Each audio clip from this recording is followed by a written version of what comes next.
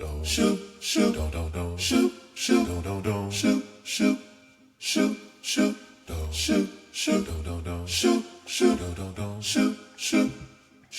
shoot, shoot. Hey guys, welcome. It's that time again. Sports and shorts of sorts. It's Man Ran City. A little bit of a gap between episodes, but like the underground says, mind the gap. We'll jump right into this. We got to jump back to match day 3 in the Premier League with Arsenal hosting Brighton. This was a huge game to kick off match day 3. Both teams picking up 2 wins in their first 2 matches. And this one would start off pretty wild with Arsenal going down the field. Saka winning an aerial battle with Lewis Dunk. You don't hear that very often.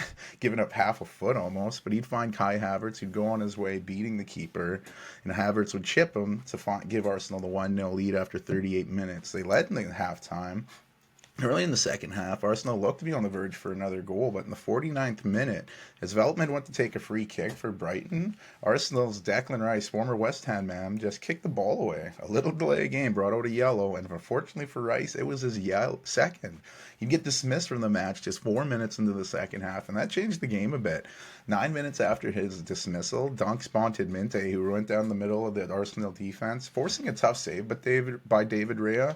The rebound came right to Pedro. He slotted it in, tying the game at 1. Both teams had a chance to win, but neither could find it. And that red card swung the game, ended in a 1-1 draw, which seemed to be kind of fair. Excuse me. Nottingham Forest hosted Wolves. Forest was one of the teams coming in unbeaten on the season, picking up a draw, then picking up a late winner in their second match. While Wolves, they were off to a bit of a tough start, losing their first 2 matches by a combined score of 8-2. The home team would open the scoring in this one. Chris Wood, who's always a threat in the air, got his head on a cross and beat the new Wolves keeper Sam Johnston, who, to be fair, probably should have done better. But with that early goal, Forest led after 10 minutes, but Wolves immediately responded. Less than 2 minutes after Forest's goal, Jean-Rickner Bellegarde would absolutely blast a shot from long range, had a wicked swerve on it before beating the keeper, making it 1-1 after 12 minutes. There'd be no more goals. In stoppage time, it looked like we got one. Looked like we had a Chris Wood goal, but the goal didn't count. So it ended in a 1-1 draw. Forest still remaining unbeaten, while Wolves, that was their first point of the season, so big for them. Last season's EFL Championship winners Leicester City were coming off a loss in their last match to Fulham, while visiting Aston Villa were looking to avenge a loss to another London club, losing to Arsenal at home the week prior.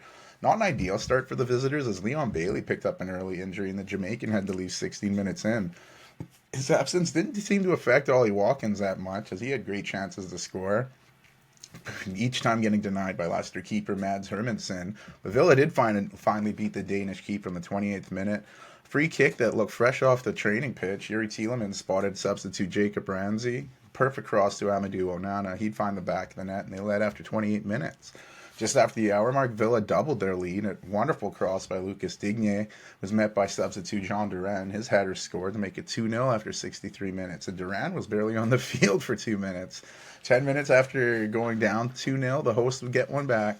Combination of substitutes produced the goal. Steffi Mavididi went on a long run and did some dancing before sending a cross into the box, where Ndidi couldn't get much on it, and it fell to fellow sub Bowanate. He blasted his shot into the net, making it 2-1 after 73 minutes, but that's as close as Leicester would get. Villa holding on to the 2-1 win. Newly promoted Ipswich Town are hosting Fulham, and Ipswich are finding the Premier League to be tough, losing both of their first matches by a combined 6-1. Granted, they did open the season against Liverpool and Man City, so that's not bad. Fulham were coming in off a win after losing their home opener. The home team would open the scoring in this one, their first home goal of the season, and first home goal in 22 years in the Premier League. It was a beauty. Liam Delap would score his first ever Premier League goal on a lengthy run before blasting a rocket into the opposing corner. 15 minutes in, Ipswich Town led 1-0. The home supporters were in a frenzy, and the crowd was still buzzing, but Fulham would quiet them a bit. Alex Iwobi would spot American Anton Robinson, who sent a wonderful low cross into the box, where Adama Traore would find the back of the net. His third Premier League goal for Fulham had the game tied at 1 after 32 minutes. And in the second half, we'd see some physicality, but no more goals. And the match would finish 1-1 as Ipswich Town pick up their first point since promotion. And the points seemed like a fair result for visiting Fulham as well. A lot of 1-1 games. Excuse me, my goodness. Brentford were hosting Southampton, having won their first match of the season, and are fresh off a loss to Liverpool in their last match. while newly promoted Southampton lost each of their first matches by a 1-0 result. The visitors looked to open the scoring early but struck the crossbar when Southampton would then cough the ball up in their own end, leading to Brentford's Kevin Shad having a clean shot where he'd hit the post, but the ball bounced to Mbueno, who found the back of the net, and Brentford led 1-0 after 43 minutes, taking that lead into the halftime break. And just after the hour mark, Southampton gave the ball away again, this time just outside their box, and 2 passes, and Mbueno was alone in the box, and he'd score his brace, making it 2 after 65 minutes. Just 4 minutes later, the hosts would add a long attacking throw by Brentford would force a former Arsenal keeper Aaron Ramsdale into parrying the ball, but he hit it right to Wissa, who scored one of the easiest goals of his career, giving Brentford a 3-0 lead after 69 minutes. Not an ideal debut for our former Arsenal keeper Aaron Ramsdale. Southampton did get a consolation goal in the 95th minute. A wonder strike by Sugawara struck the inside of the post before going in. The consolation goal was the first of the season for Southampton, but didn't do much on the match as they fell 3-1 to Brentford. Struggling Everton, losers of their first 2 matches by a combined 7-0, were hosting Bournemouth, and Bournemouth came into the match unbeaten, drawing their first 2 matches. And after a scoreless first half, we'd get a plethora of goals in the second. The home team would open the scoring just 5 minutes into the second half. An Everton cross came into the box where Calvert-Lewin had it landed, knocked it down to Michael Keane. He found the back of the net. The center back looked like a striker on that one. Everton's first goal of the season, giving them the 1-0 lead after 50 minutes. And just 7 minutes later, a well-timed run by Calvert-Lewin was met by a pinpoint pass by Dwight McNeil. Calvert-Lewin finished clinically, giving the Everton club a 2-0 lead after 57 minutes. The crowd was feeling it. Everton was trying to hold on for the win, but in the 87th minute, Bournemouth got one back. A whipped-in cross by substitute Ouattara had some pace on it, bouncing in front of Antoine Semenyo, who showed off his flexibility, redirecting the ball into the net, making it 2-1. Then in a strange move, Everton would continue to go on the attack instead of time wasting, and Bournemouth would counterattack, which ended with substitute Luis Sinisterra chipping a high cross into the box, which was met by a streaking Lewis Cook. The Everton defenders were all ball watching as Cook slithered into the box and met the cross to tie the game in the 92nd minute. The fans seemed stunned. Bournemouth could sense blood in the water, and they'd go on attack again, forcing 2 big saves out of Everton keeper Jordan Pickford. But there was nothing Pickford could do about a perfect cross by Justin Kluivert that met Sinisterra at the back post.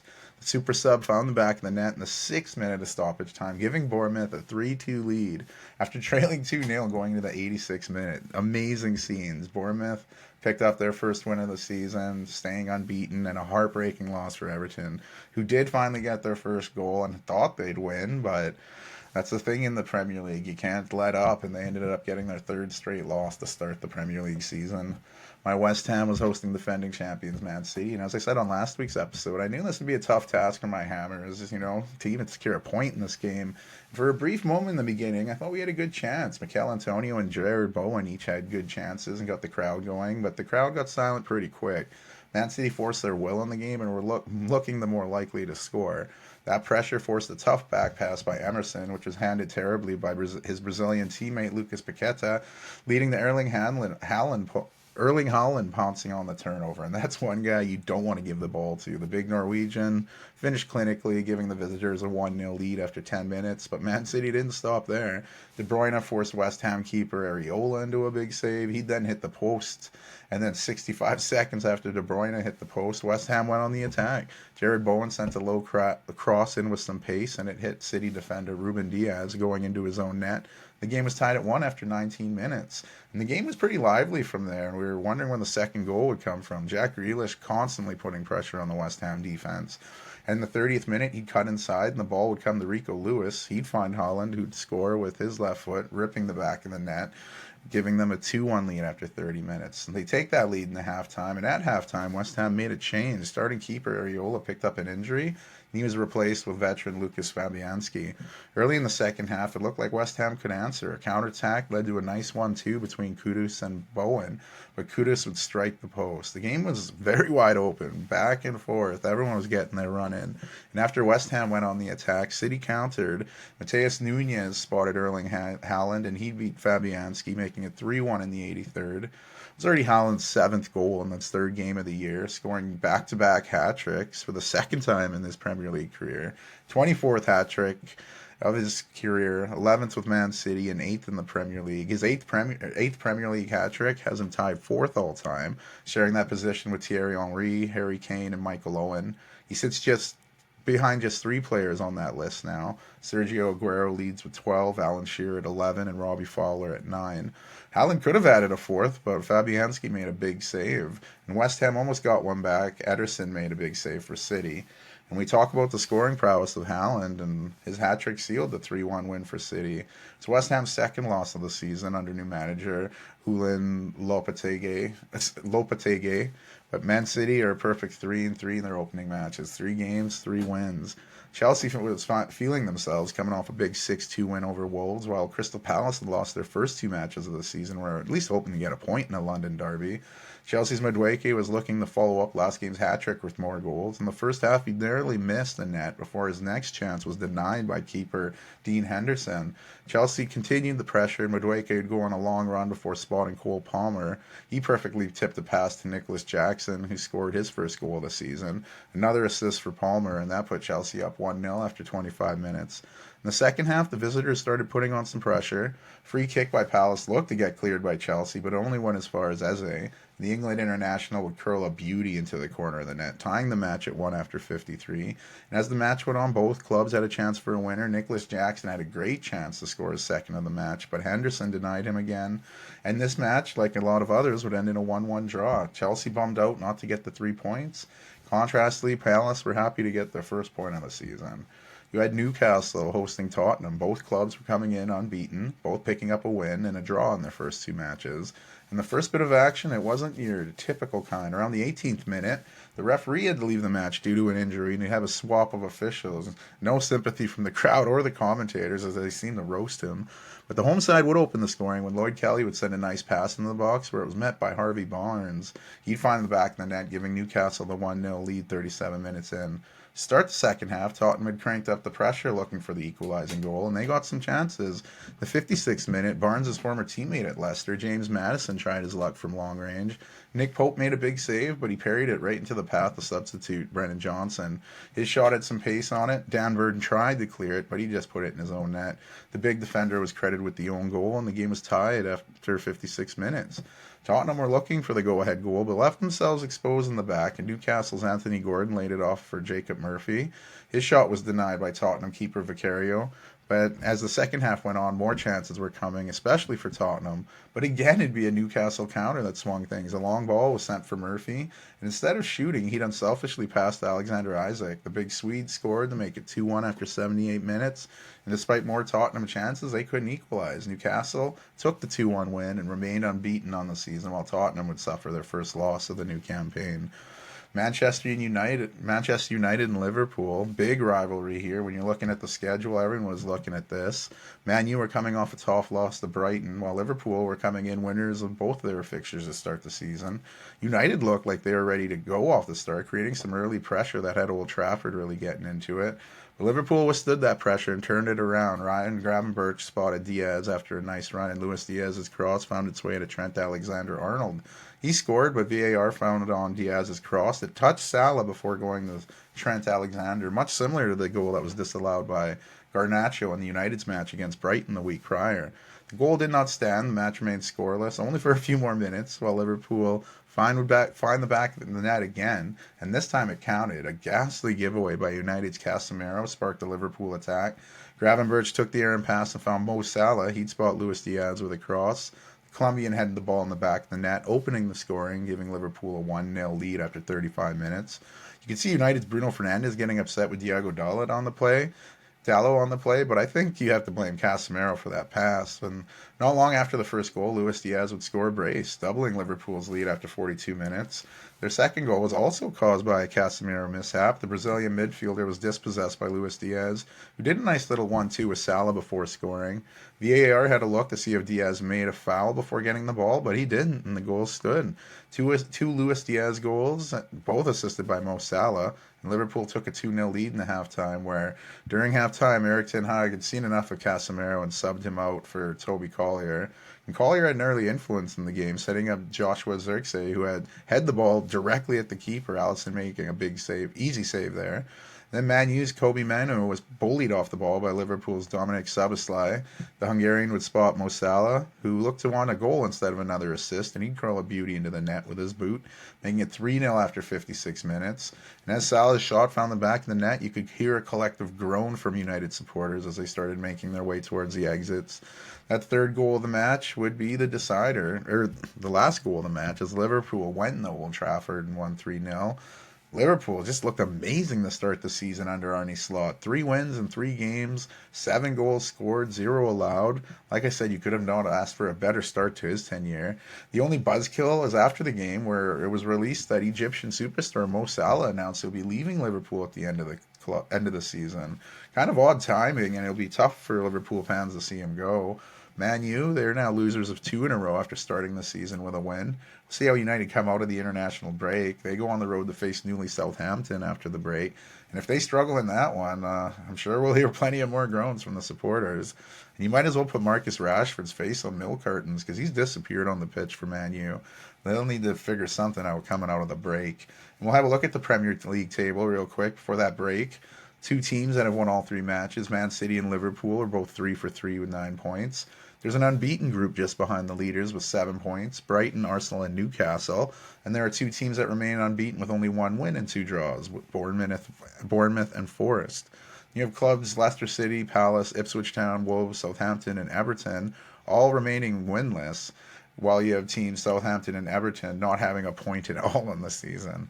Current leading scorer, no surprise, Man City's Erling Haaland, 7 goals, 3 games, including back-to-back hat-tricks. The Norwegian has his eyes on another Premier League Golden Boot.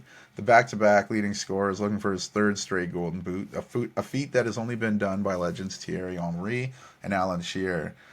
That takes us from England to Spain, where there were more Matchday 3 matches that took place during the weekend, leading into Matchday 4.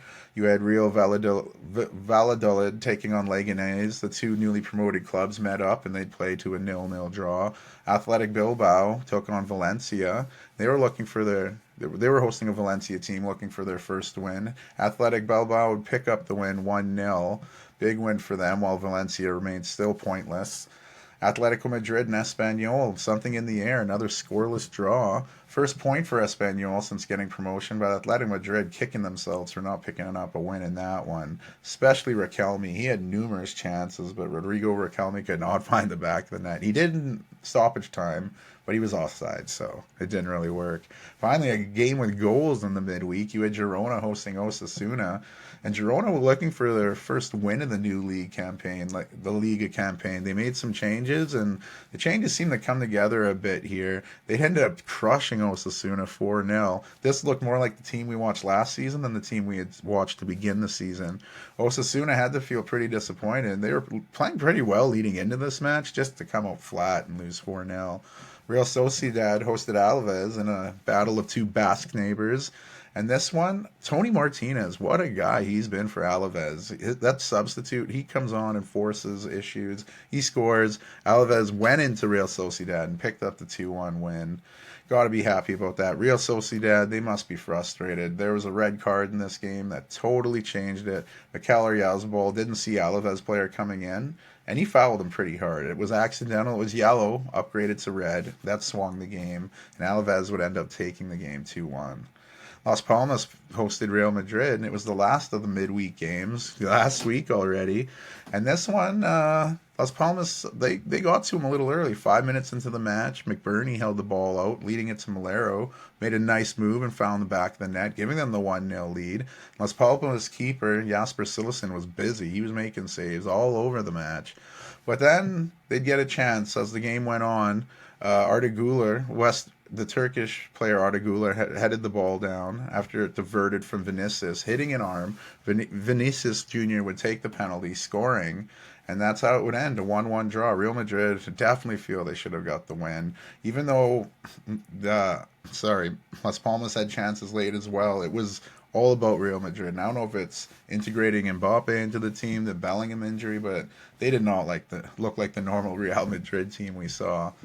But that led up to the match day 4, which all took place last weekend. And yeah, like I'm saying, we're going back. This is before the international break. And Barcelona hosted newcomers Valladolid, and this was a beatdown.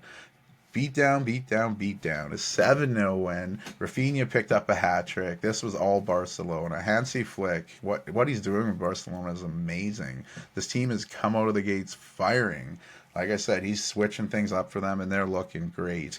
Athletic Bilbao hosted Atletico Madrid. Bilbao was coming off their first win of the season, while Atletico, like I said, they were disappointed with the draw with Espanyol.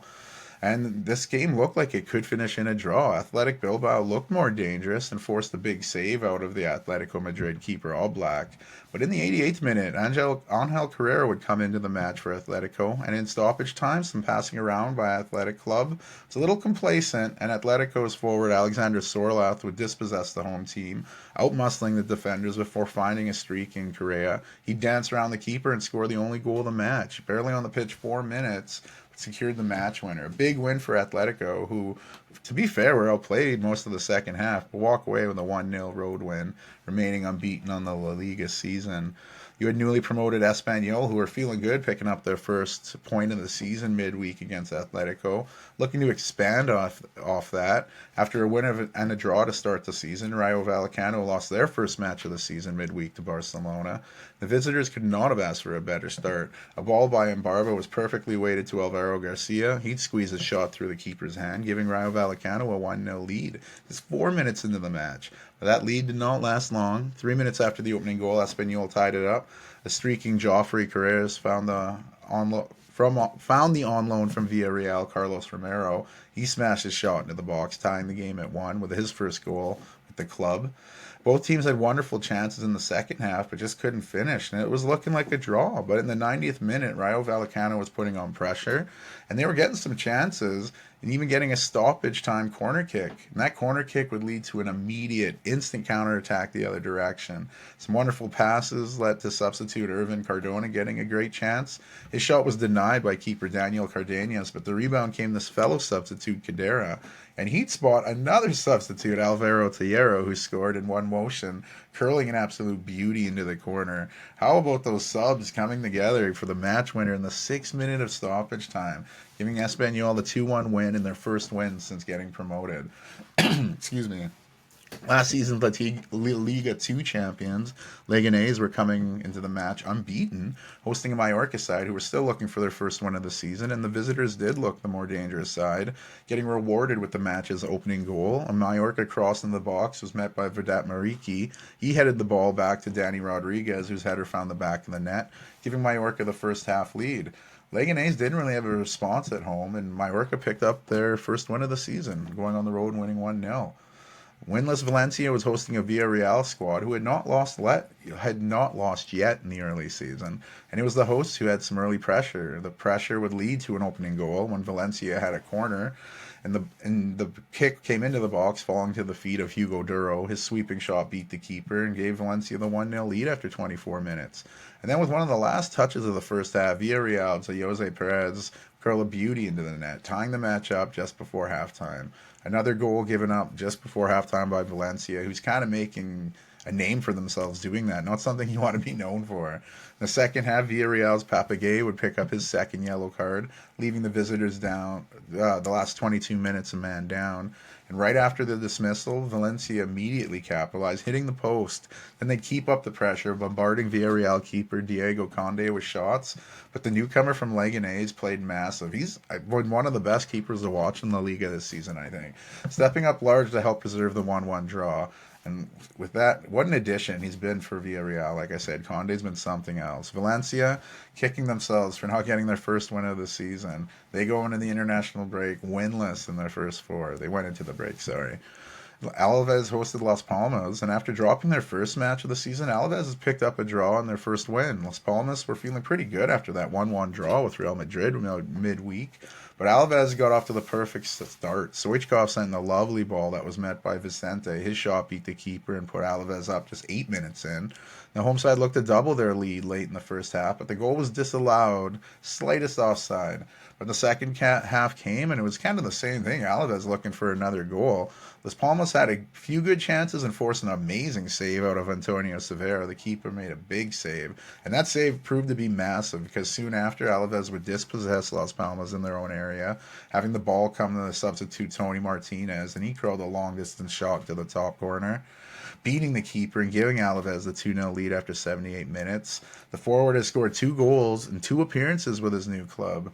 Like I mentioned in the midweek, Tony Martinez, he'll probably be starting soon if he keeps this up. In stoppage time, Alaves won a penalty to try to make the score even bigger. However, substitute Luca Romero would miss the net completely, and the match would end with an Alaves 2-0 home victory. Like I said, they've been looking really good after that initial loss to start the season. Osasuna, they were hosting Celta Vigo, coming in after that embarrassing loss to Girona, their first loss of the season, while Celta Vigo, who had won their first 2 matches of the season, were coming off a midweek loss. They lost that thrilling match with Villarreal, and this one was also a thriller. Osasuna had an early corner, they took it short, and the shot was blocked by defenders, but the ball fell to center back Boyomo, who found the back of the net, scoring a goal in his debut with the club. If it wasn't for Celta Vigo keeper Ivan Villar, this game could have gotten way worse. He made big saves, which did help out because after 8 minutes after the opening goal, Celta Vigo got one back. Wonderful display of footwork by Oscar Mingueza as he nutmegged the defender before spotting Borja Iglesias.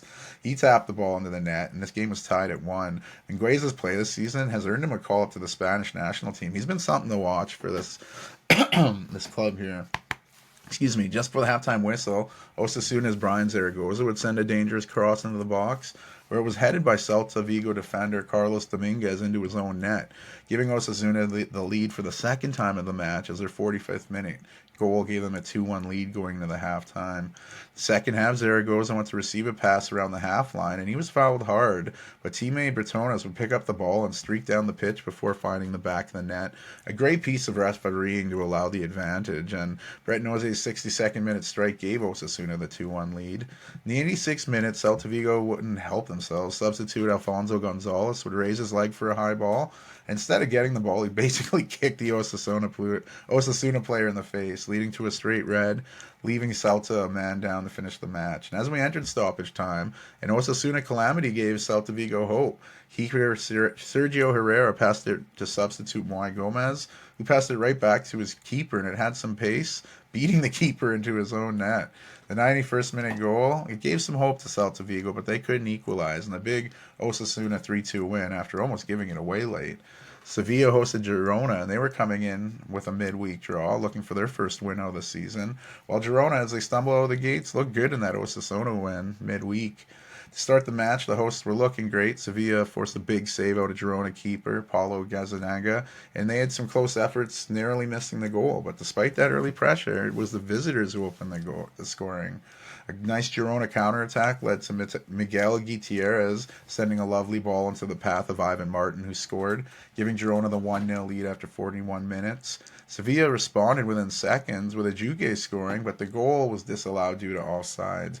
More big saves by Gazzaniga made Girona keep the 1-0 lead going into the break. And in the second half, it was looking like Girona was going to double their lead rather than Sevilla equalizing, and Girona got awarded a penalty from a handball. I thought it was a tough call because of the close proximity, but Abel Rui stepped up and sent the keeper the wrong way, doubling Girona's lead after 73 minutes.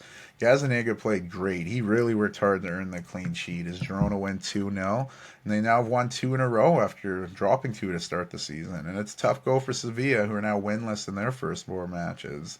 International break was a good-looking break for them. And Getafe hosting Real Sociedad. Not a lot of action in this one. Real Sociedad had the only real shot attempt of the game. Real Sociedad have only 1 win in their 4 fixtures to start the season, and they've looked pretty lackluster. Manager Emmanuel Alagestil will be looking to turn around this team after the international break, or he could find his job going into jeopardy. Real Madrid was hosting Real Betis to wrap up Matchday 4 in the Liga. Real Madrid was entering the match still unbeaten, but 2 of those matches ended in a draw, while Real Betis didn't have a league match midweek due to European Footy qualification, but they were also coming in unbeaten, drawing in both of the matches they played. Real Madrid dodged a bullet early. A heavy touch by keeper Courtois opened the door for Real Betis to put the pressure on, and it almost looked like Courtois may have fouled the player, leading to a penalty, but no penalty was given. A few minutes later, Real Betis had another chance, narrowly missing the net, and we'd have no goals in the first half. But in the second half, Real Madrid cranked up the pressure. Vinicius hit the post with the ball landing to Kylian Mbappe. The Frenchman blasted the ball way over the net. A few minutes later, Vinicius Jr. looked across again, and it looked like a handball. Penalty wasn't given, and this handball seems to be applied differently in different leagues, because it was the same play that was given to a penalty in the Bundesliga play, we'll get to, and that match continued, and both teams had chances. We'd see some Madrid magic, some nice passing to a wonderful back heel by Federico Valverde right in the path of Mbappe, who did find the back of the net. His first La Liga goal, first with Real Madrid, put them up 1-0 after 67 minutes. Minutes later, Vinicius Jr. would get the ball on a one-on-one with the keeper. He'd make a move to go around the keeper, but got taken down, leading to a penalty where Mbappe would take it and secure his brace, sending the keeper in the wrong direction. A big 2-0 win for Real Madrid as they get back in the winning ways before the break.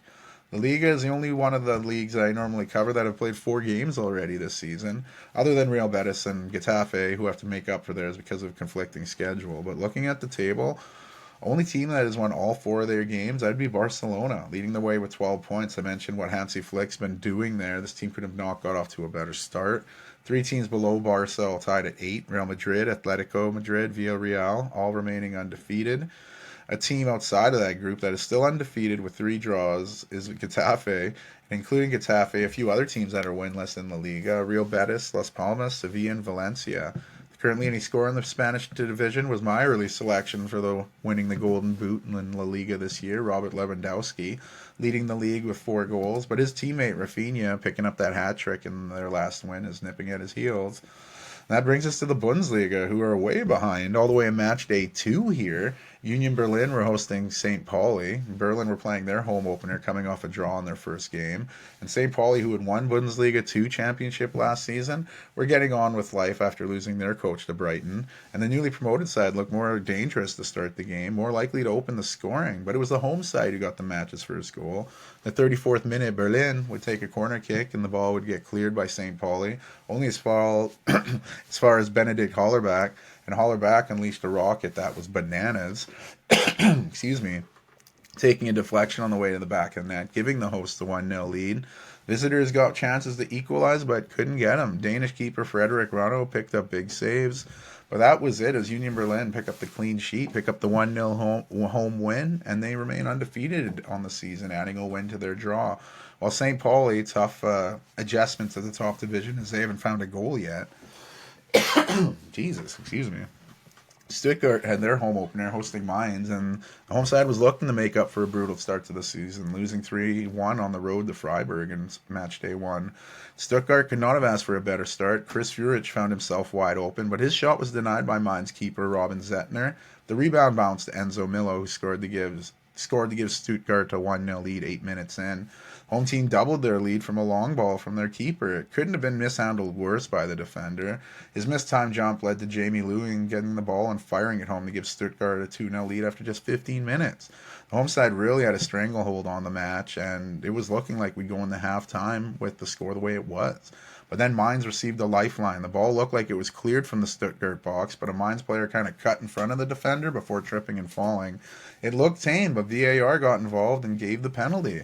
Thought it was a tough call, but hey, it stood. Nadim Amiri would step up for Mainz, finding the back of the net.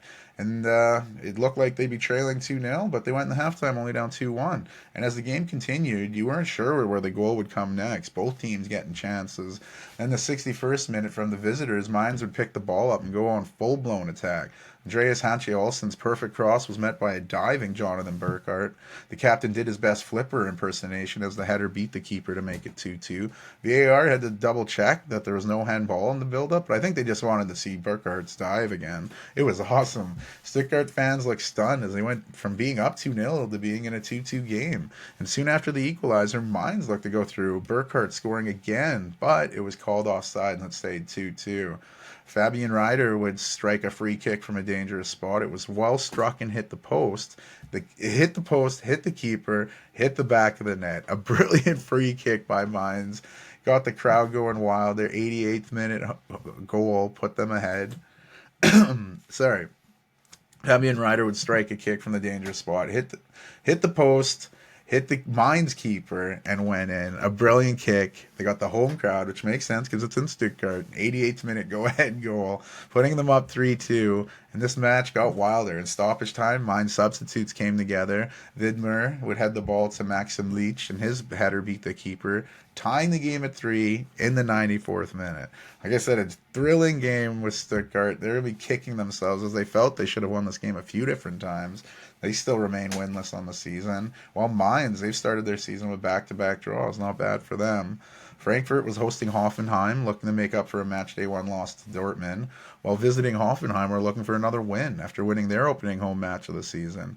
We'd see a spectacular goal to open the scoring. The home side would go on the counter-attack, and Omar Marmoush spotted Hugo Ekitike, who danced around the keeper before tapping in a goal. And that wonderful goal gave Frankfurt the 1-0 lead after 24 minutes. Frankfurt kept up the pressure. Marmoush missed a chance to double the lead. The home team would double their lead just 9 minutes after the first goal. Marmoush, keeping the pressure up, would spot goal scorer Ekitike, who one touch passed it to Hugo Larsson. He smashed his shot into the net, and a pair of Hugos gave Frankfurt the 2-0 lead after 33 minutes. Hoffenheim got one back early in the second half. Adam Holzig's cross in the box was met by Andrej Kramaric. He'd find the back of the net to cut the lead in half after 54 minutes. But the hosts would nip any comeback in the bud just 2 minutes after the visitors' goal. A long ball led to a quick attack, and it almost looked like Hoffenheim recovered, but the ball came to Mario Götze, and his one-touch cross found an open Omar Marmoush. He showed off his touch before blasting his shot home. Frankfurt picked up the 3-1 win. And it was Hoffenheim's first defeat of the season, so nice little game there. Newly promoted Holstein Kiel were playing in front of their home supporters for the first time since promotion, coming off a tough loss in match day 1. They were hosting Wolfsburg, who lost a tough one to Bayern Munich to start the season. Visitors opened the scoring in this one. Wolfsburg won a free kick in a dangerous spot. Maximilian Arnold would take it, and his hard strike took a greasy deflection off the wall, finding the back of the net, giving Wolfsburg the lead after just 27 minutes. And Wolfsburg added to that lead 3 minutes after the first goal. They'd get another from a set piece. Free kick from distance into the box was heading to the back of the net by Sebastian Bornau. The ball slowly got past the keeper and gave Wolfsburg a 2-0 lead after the half-hour mark. The home side would keep more of the ball and get a few chances, but nothing threatening. Wolfsburg held on to secure their first win of the season. 2 matches, 2 losses for newcomers Holstein Kiel as they adjust to life in the top division. Werder Bremen was hosting their first match of the season, coming off a draw against Augsburg. Dortmund had won at home against Frankfurt and looking to build off that. But this game had some decent chances from both sides, and you wouldn't really get much, though. You get Dortmund losing a player when Bremen went on the attack. Nico Schlotterbeck was out of position. He'd come in with a rough challenge to negate a goal-scoring opportunity. His second yellow card put Dortmund down a man. And this game, that was really it for action. The game would end 0-0 between Dortmund and Werder Bremen. Bochum were hosting Mönchengladbach in their home opener, and they were coming off a tough road loss to Leipzig, while Mönchengladbach lost a tough one late at home to Leverkusen. And this was a weird game. We'd get no feed for the game, so I'd have to catch up on the old YouTube highlights. And in the highlights, you'd see Mönchengladbach get 2 goals, and they'd take the big win. Big win for Mönchengladbach, who looked pretty bad in their original outing. Then you had Leverkusen hosting Leipzig. After securing a last-second win in their opening match, Leverkusen's unbeaten streak went to 35, stemming from last season when they went the entire season going unbeaten and winning the title. They were hosting Leipzig, who were also coming off a win. And as I mentioned in the episode prior, this one was one to look forward to. Leverkusen were looking to open the scoring but could not beat the crossbar, and we'd see a crazy scene involving Leipzig manager Marco Rose. He'd get 2 yellow cards and get dismissed from the game, so Leipzig would have to play the next 65 minutes without their manager. He just walked off the pitch and found a nice spot in the stands to watch the rest of the game. and he wouldn't have liked what he saw next. In the 38th minute, a long Leverkusen ball was attempted to get cleared by Leipzig defender Lucas Klosterman, but it only went as far as a streaking Jeremy Frimpong. He'd make a nice little move before finding in the back of the net, giving Leverkusen the 1-0 lead. Just 7 minutes later, the hosts would double the lead. The ball looked its way out of the bounds, but Martin Terrier kept it in, bringing the ball back to find Florian Wirtz, who one-touched to Alejandro Grimaldo. He scored to make it 2-0 after 45 minutes, both Leverkusen goals coming by their fantastic win-backs. The game looked destined to enter halftime with that scoreline, but in the 7th minute of first-half stoppage time, former Leverkusen player Benjamin Henrik spotted a wide-open Kevin Campbell in the box, and his header found the back of the net, making it 2-1 with literally the last touch of the first half. The second half, the visitors went on a counterattack where the ball came to Lois Openda. He fired a low, hard shot that beat the keeper and tied the game after 57 minutes. And the game was feisty with both teams getting chances, but in the 80th minute, we'd get another goal. Openda would try his luck from distance, getting the deflection on his way to beating Leverkusen keeper Matej Kovar, giving the visiting Leipzig the 3-2 lead after 80 minutes. And we kept waiting for that late Leverkusen magic to kick in, where they tie the game in stoppage time, but it just never came. Leipzig did what seemed impossible, and that's beat Bayer Leverkusen in a Bundesliga match. That 3-2 win ended Leverkusen's 35-match unbeaten streak in Bundesliga play that went all the way back to the end of the 22-23 season when Leverkusen ended the year with a loss to Bochum. So it's been a long time coming. So look out for Leipzig, though. They've been playing pretty well. Heidenheim, they were hosting their first home match of the season, coming off a big win in match day 1, while visiting Augsburg were coming off a draw. And an early Augsburg handball in the box led to a penalty chance for Heidenheim. 18-year-old Paul Wanner, who's on season-long loan from Bayern Munich, would step up and deliver from the spot, giving the hosts a 1-0 lead after just 9 minutes, scoring his second goal in as many games as the youngster's aura continues to grow in German footy. Heidenheim would keep the foot on the gas. In the 30th minute, Forenbach would send a cross in the box where it got headed down to Leo Sainza, scored his first Bundesliga goal to make it 2-0. Scoreline stayed that way to the second half, and Paul Wanner would cause a turnover in the Augsburg end, and he'd spot Adrian Beck, who would take the pass and find the back of the net, putting Heidenheim up 3-0 after 69 minutes. And just 4 minutes after the third, the home side would add a fourth. Goal scorer Beck would spot substitute Maximilian Brunning. He'd score his first goal with his new club in his second appearance, clinching the 4-0 win for Heidenheim. Augsburg would end up with way more possession as they searched for a goal, but they couldn't get that goal, and Heidenheim held on to the clean sheet. 2 wins in 2 games for Heidenheim, as you could not ask for a better start to the season. Rough start for Augsburg, who were just outplayed throughout the match. Bayern Munich had their first home match in the Vincent Kompany era. They squeaked out a victory in their first match and were hosting a Freiburg squad who looked pretty good, beating Stuttgart in match day 1. The match was fairly even as Bayern went on the attack. Crossed into the box was met by Harry Kane. His header struck the arm of a defender who, to be fair, had his arm up as we all do when we jump. I don't think he intentionally threw it out there, but regardless, VAR would have a look and confirm the penalty. A tough call, but a call nonetheless. Harry Kane would step up and keep his perfect penalty record at Bayern Munich going, scoring in the 38th minute to give the home team the 1-0 lead. The 59th minute, you'd hear a roar from the Munich faithful. Thomas Müller would get subbed in. His 710th appearance with Bayern Munich is a new record, passing Sepp Maier for the most all-time appearances. And of course, in the 78th minute, Serge Gnabry would spot Müller in the box. The Bayern legend would control it perfectly before smashing his shot into the net, giving Bayern a 2-0 lead and making a milestone moment even larger for Müller. The man is huge in Munich history. In stoppage time, Freiburg looked for a consolation goal, and they'd have a shot attempt come off Bayern Munich's Palhinha. Struck his arm as he was trying to pull it away, but similar to the penalty given earlier in the match, this one was given. Freiburg's regular penalty taker, Grifo, was already subbed out of the game, so Lucas Haller would step up, and he put his shot way over the goal, preserving the Manuel Neuer clean sheet. And Bayern held on for the 2-0 victory. 2 games in the Vincent Kompany era, both Bayern Munich victories. So after 2 match days in the Bundesliga, you have 3 teams that won both of their games to start the season. Leading the way because of goal difference, Heidenheim. They have won both their games, scoring 6 without giving up a goal yet. What a start for Heidenheim. Bayern Munich and Leipzig are the only other teams that have gone for 2.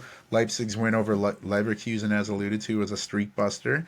3 clubs remain in the basement of the German the top division with no points in 2 matches. Newly promoted Holstein Kiel and FC St. Pauli, and Bochum as well. The leading scorer after 2 matches is Hoffenheim's Andre Kramaric, opening the season with a hat-trick. Kind of helped him with that one. So big matches in the Bundesliga coming up this weekend as well.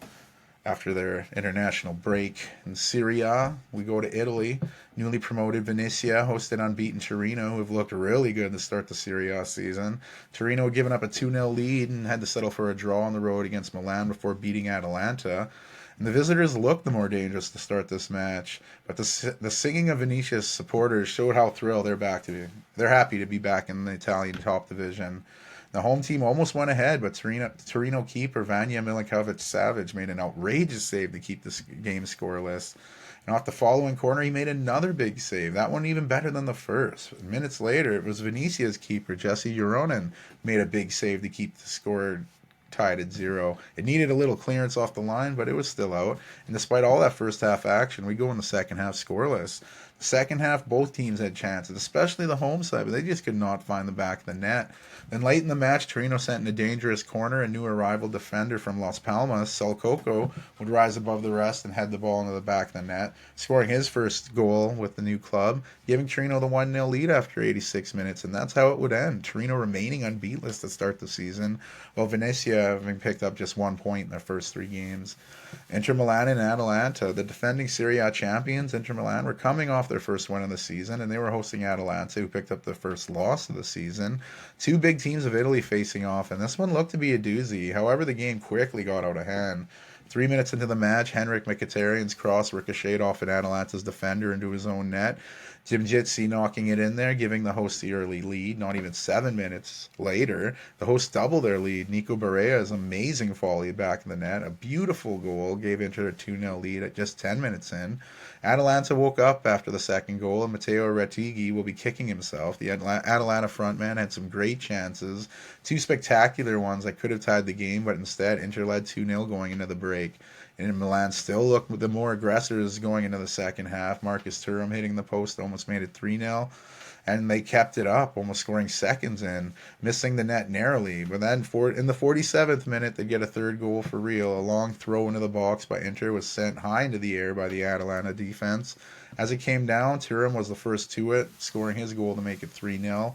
Home side didn't stop there. From another Inter corner, the ball looked to get cleared by Atalanta, only for the ball to get crossed back in by Inter, finding its way to Thuram, who knocked it on the Mkhitaryan, who put it back to the Frenchman. He'd score his brace, giving Inter the 4-0 lead after 56 minutes, and they'd hold on to win by that score, remaining undefeated in the early Serie A season, picking up back-to-back clean sheets for Swiss keeper Jan Sommer. Atalanta at times looked like one of the best clubs in Europe. Unless they're playing Inter Milan, they really struggle against that club. Under manager Gasperini, they have never beaten Inter Milan, managed by Simone Inzaghi. In Serie A play, it's now 2 draws and 5 losses for Atalanta. And after back-to-back defeats, Atalanta looked like they were heading into the international break, trying to regroup, because in the next Serie A match in a few weeks against Fiorentina, followed by their opening Champions League fixture. So Atalanta's got a busy schedule coming up. They're going to have to turn things around. Bologna, who had that magical season last year, struggled to start this season after losing manager Thiago Motta to Juventus. They drew their first match before losing a big one to Napoli. They were hosting an Empoli side who started the season with a draw, followed by a surprising win in the Italian capital over Roma. Bologna looked to get off to the perfect start. From an early corner, the ball would get headed over to Giovanni Fabian. He'd score to give the hosts a 1-0 lead. Not even 2 minutes into the match, Empoli immediately responded, though. A lovely cross by Giuseppe Pizzella was met by Emmanuel Giassi, who just chested the ball into the back of the net. Give him a quick chest there, tying the match up in the 3rd minute. 2 goals in the first 3 minutes to start the match. And even though Bologna dominated possession 68% to 32%, they couldn't find the win here. Bologna still winless on the season, while Empoli still unbeaten. 2 draws and a win to start. Lecce hosted Cagliari, and Lecce were coming in losers of their first 2 matches by a combined 6-0 scoreline. They were hosting Cagliari, who started off their season with 2 draws. Lecce were almost gifted a chance with a poor back pass to the keeper. Nikola Kristovic would end up finding his shot stopped by a defender, though. And on the other end, Cagliari almost went ahead, but they hit the crossbar. The 26th minute, we'd finally get our opening goal. A short Lecce corner kick led to a cross on the box, headed down by Gaspar right to Kristovic, who would score this time, scoring Lecce's first goal of the Serie A season, and they went up 1-0 after 26 minutes. Just before halftime, we'd see some drama. Lecce's Patrick Dorgu went in for a rough tackle. Yellow card was given, but VAR upgraded it to red, and the hosts would try to preserve their lead, playing the second half a man down. Cagliari had some wonderful chances to equalize, first hitting the post, then the crossbar. They had some other shots on target, but Lecce keeper Vladimir Falcone, he made big saves to preserve the clean sheet. Big 1-0 home win for Lecce, first win in the Serie A season, while Cagliari suffered their first loss of the season. Lazio started their season with a big win over Venezia, but followed that up with a loss on the road to Udinese. They were looking to bounce back at home as they hosted AC Milan, and Milan was lucky to save a point in that opening match with their draw at Torino. They followed that up with a stinker in Parma where they lost 2-1. So both teams were looking to play much better and try and get a win. And Lazio almost opened the scoring. Valentin Castellanos had his shot slither past keeper Mike Mannion, but the Milan defenders were able to clear it off the line. And that was big, as minutes later, Milan would have a corner, and Christian Pulisic would curl the corner in, where it was met by Strahinja Pavlovic. His thumping header found the back of the net, and Milan led 1-0 after 8 minutes. Both teams were putting the pressure on, but we wouldn't see another goal till after the hour mark. A wonderful team build-up by Lazio, led to Nuno Tavares crossing the Castellanos. He met the cross and found the back of the net, tying the match at 1 after 62 minutes. Just 4 minutes after tying the match up, Lazio's Nuno Tavares went on another run down the wing. This time the cross would find a Lazio player in the box, Boulaye Dia, who tapped in the cross to give Lazio their first lead in the match. Not the best for a few minutes for Milan's Emerson Royal, who's making his first start with the club after his move with Tottenham. He was really exposed on that side by Nuno Tavares, and Milan would make a bunch of substitutions, and they really paid off. A nice build-up from Milan led to the ball going to substitute Tammy Abraham. He laid it off for fellow substitute Rafael Leao. His shot beat the keeper to tie the match at 2 after 72 minutes. The subs were on the pitch less than 2 minutes before getting the equalizer. Both teams had a chance to win, and neither took it. AC Milan remained winless on the season after 3 matches, but the draw did seem fair. Both teams could have converted their chances, but just didn't. I don't know what's up with AC Milan, but Rafael Leao seems to be the man. I don't even know why he's coming off the bench there. But anyway, Napoli stumbled out of the gates, losing 3-0 to Verona, but they bounced back to beat Bologna 3-0. And they were hosting last year's Serie B winners, Parma, who had a pretty good start to the season in the top division, drawing their opening match before beating AC Milan, as just alluded to. Parma almost had the perfect start in the first minutes of the game. Mateusz Kowalski would strike the crossbar. Then on the ensuing play, Boni would hit the post. 2 very close chances by Parma, but the game stayed scoreless. Just moments after the chance, Parma kept pushing, and Boni would go on a long run before getting taken down in the box, leading to a Parma penalty, where Boni would step up and deliver from the spot, giving the visitors the 1-0 lead after 19 minutes. And as the game went on, Napoli were getting more and more chances. Antonio Conte made some substitutions, bringing on newcomer Romelu Lukaku, who was making his debut for Napoli. Parma keeper Zion Suzuki would get a yellow card for time wasting with over an hour to go. Then 12 minutes after his first yellow, the Parma keeper would get his second. With a ball outside his box, he was beaten to the ball by substitute David Neres, and Suzuki basically took him out. His second yellow, but could have probably been a straight red. The extra man advantage, Napoli were really pushing, and it looks as if they won a penalty, but VAR overturned the decision. And as the game entered stoppage time, fellow substitute Giovanni Spinazzola found Lukaku, who controlled the ball before firing it into the net, tying the match at 1 in the 92nd minute. What a goal for your first with the club. Stoppage time equalizer in his debut, but Napoli didn't start there. Just 4 minutes after tying the match, Neres would send a cross in the box where it was met by Anguissa. His powerful header beat the keeper and gave Napoli the 2-1 lead. Parma looked devastated to have led the match for most of the 90 minutes just to find yourself down 2-1 after 96. With added time, Parma had a last-second chance to tie the match, but Almquist's shot was right at keeper Alex Murray, who kept it out. Crazy 2-1 comeback for Napoli. They looked dead in the water, but the subs really turned it around for Conte there. Genoa started the season well, drawing with defending champions Inter to start the season. They then picked up a road win against Monza. They were looking to keep that trend going, hosting Verona, who shocked the world in match day 1 when they thumped Napoli 3-0. They followed that up by losing 3-0 at home against Juventus. So we didn't know what to expect from them in this one. And it was a fairly even first half with both teams getting chances. And in the second half, Junior Macias almost pulled off a potential goal of the year. Near the half line, he had the ball come to him, kicked it up in the air over his defender, spun off him to get the ball back, went on a run through the entire defense, but missed the net.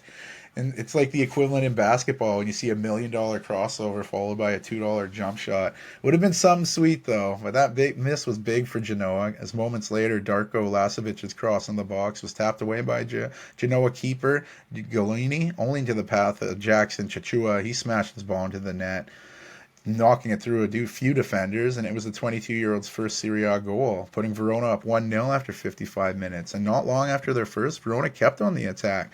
A free kick into the box led to a Genoa handball, and the penalty was given to Verona, where Kasper Tengsted would step up and smash his shot over a diving keeper, finding the back of the net and doubling Verona's lead after 64 minutes.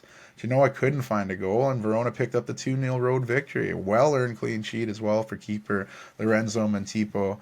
Fiorentina started their season with back-to-back draws, and they were hosting a Monza side who drew their first match and lost their second, as I just mentioned. Monza were still looking for their first goal of the new Serie A campaign, and they'd get the goal to open the scoring in this fixture. Lovely pass in the box by Pedro Pereira was met by striker Miljan Duric. The big Bosnian would redirect his shot into the back of the net, giving Monza the 1-0 lead after 18 minutes. The 32nd minute, the visitors would double their lead. Daniel Maldini would get the ball outside the box and curl a beauty into the bottom corner, giving Monza the 2-0 lead just for half-time. Fiorentina had a corner kick. From that kick, the ball would fall to Moise Keane, and he'd find the back of the net, scoring his first Fiorentina goal in Serie A and cutting the lead 2-1 going into the break. In the second half, Fiorentina were really looking to tie it up. Monza keeper Stefano Tirati made some big-time saves to keep it that way. There was nothing you could do about a late corner kick that was repped by Robin Gosens. The on-loan Gosens header would beat the keeper and tie the match up at 2 in the 6th minute of stoppage time. A crazy comeback for Fiorentina to even get a point. You could see the disappointment on the Monza phases as they thought they were getting their first win of the season. But Fiorentina, this is just par for the course. 3 draws and 3 matches to start the season. Udinese have had a good start to the campaign. They'd follow up a draw with a 2-1 win over Lazio. They'd be hosting newly promoted Como. Cesc Fabregas' side had been adjusting to Italian top division play, losing to Juventus in the home opener. They'd then pick up a draw on the road against Cagliari. And there weren't a lot of first half chances, but we'd see a goal. Kingsley Ehebuzi crossed into the box, was met by Brenner. It wasn't the cleanest hit, but it beat the keeper to make it 1-0 after 43 minutes, and it was the Brazilian's first Serie A goal. In the second half, the visitors were really pushing for an equalizer, numerous great chances, but no goal. In stoppage time, a ball into the Udinese box appeared to strike an arm. VAR confirmed, and Como was awarded a stoppage time penalty. Patrick Catrone would step up and completely miss the net. A terrible penalty that cost Como any chance of earning a point. Udinese held on for the 1-0 win, and their unbeaten season continues. For Como, it was a tough result, especially ending it with a stoppage time penalty that was so bad. Juventus have looked great out of the gates, back-to-back 3-0 wins to start the season. They hosted Roma, who contrastly have looked very bad. They drew with Cagliari to open the season before losing at home to Empoli. This game would not see tons of targets at all. Each team had chances, but each team only hit the target once. Juventus kept their unbeaten record intact, while Roma are still trying to find their way. Like I said, the break could be good for them, too. So as we entered that international break, we look at the Serie A table. 4 teams sitting atop the table, all unbeaten with 7 points. Inter Milan, who sit atop because of goal difference. Juventus, Torino, and Udinese. All those teams playing some pretty good footy right now. And then there is another gap of teams that are undefeated but have less points. Empoli, surprisingly still undefeated, 1 win and 2 draws. And then you have Fiorentina, the tie salesman, unbeaten with 3 draws and 3 games. Looking at other teams without a win this season, 3 of them that jump out to you. AC Milan, Roma, and Bologna. Did not expect any of those teams to go 3 games without a win. Como and Venezia, I can understand not yet winning. They're newly promoted. Monza and Cagliari, the other 2 winless clubs after 3 games. Leading scorer, and going to the break, Marcus Thuram, the Frenchman, has 4 goals in 3 games to lead the way for Inter Milan. And we wind up in France, where Lyon were still looking for their first goal of the season after getting outscored at a combined 5-0 in their first 2 games. They were hosting a Strasbourg side who were unbeaten on the season with a draw followed by a win. Visiting Strasbourg would open the scoring early. A cross into the box should have been handled by the defense, but instead they served it on a plate for Nanasi. He had all day to take a shot, and he was patient before finding the back of the net, giving Strasbourg the 1-0 lead just 3 minutes into the match. In the final stages of the first half, Lyon would tie things up. Terrible giveaway by Strasbourg led to Alexander Lacazette getting a shot off. He'd hit the post, but the ball bounced right to Tolisso, and his deflected shot found the back of the net. That was Lyon's first goal of the Ligue season and had things tied at 1 going into halftime. The home crowd was buzzing going in the second half, but fell silent quickly. It's not even 3 minutes into the second half. Delayed Baku's cross in the box was met by Andre Santos. His header found the back of the net, and Strasbourg were back up 2-1 after 48 minutes. Strasbourg soon after almost made it 3. They caught the keeper in no man's land, but they missed a wide-open net. They would then get their third eventually when Lyon's Ainsley Maitland-Niles coughed the ball up with a brutal first touch. One Strasbourg pass later, Emmanuel Omega would go one-on-one with the keeper before scoring, giving Strasbourg the 3-1 lead after 58 minutes. But just 3 minutes after Strasbourg's goal, Lacazette would strike the post again, but the ball again ricocheted to a Lyon player, this time Maitland-Niles, who would make up for that earlier calamity, finding the back of the net, making it 3-2 after 61 minutes. The fury of goals has continued as just 2 minutes later, Lacazette, involved again, would send a relatively high cross into the box where substitute Gift Orban would show off that athleticism, rising above and heading his ball into the back of the net. The sub scoring a goal, who was also involved with the build-up before Maitland-Niles' goal. He did all this after only being on the pitch a few minutes, and the roller coaster of a second half continued. When just 9 minutes after your equalizer, Orban would get on the end of a cross by fellow substitute Fofana, finding in the back of the net for his brace off the bench, giving Lyon the 4-3 lead after 72 minutes. Pretty damn good contribution off the bench for the 22-year-old Nigerian. After seeing the team score 4 goals in a span of 4 minutes, there'd be no more goals. The home side, Lyon, pulling off the dramatic 4-3 comeback win. A magical first win in the season for Lyon, especially considering they hadn't even scored coming into this match. While Strasbourg, they have to be disappointed not to get 3 points and remain undefeated. A wild game to open up the league on a weekend. You had Brest, who were struggling out of the gates to start the season, losing both of their matches by a combined 7-1. Saint Etienne were having their own problems after getting promoted to the French top division. They lost both of their opening matches by a combined score 3-0. Still looking to score their first goal this season. The home side would open scoring early. A cross on the box was heading to the path of Mady Camara, and he'd find in the back of the net, putting Brest up 1-0 after 10 minutes. Still in the first half, Brestois were looking to double their lead. A cross in the box struck a Saint Etienne player's hand, resulting in a penalty, where Romain Del Castillo would step up and bury it, giving Brest a 2-0 lead after 32 minutes. The second half, Brestois kept up the pressure, winning a free kick in dangerous position.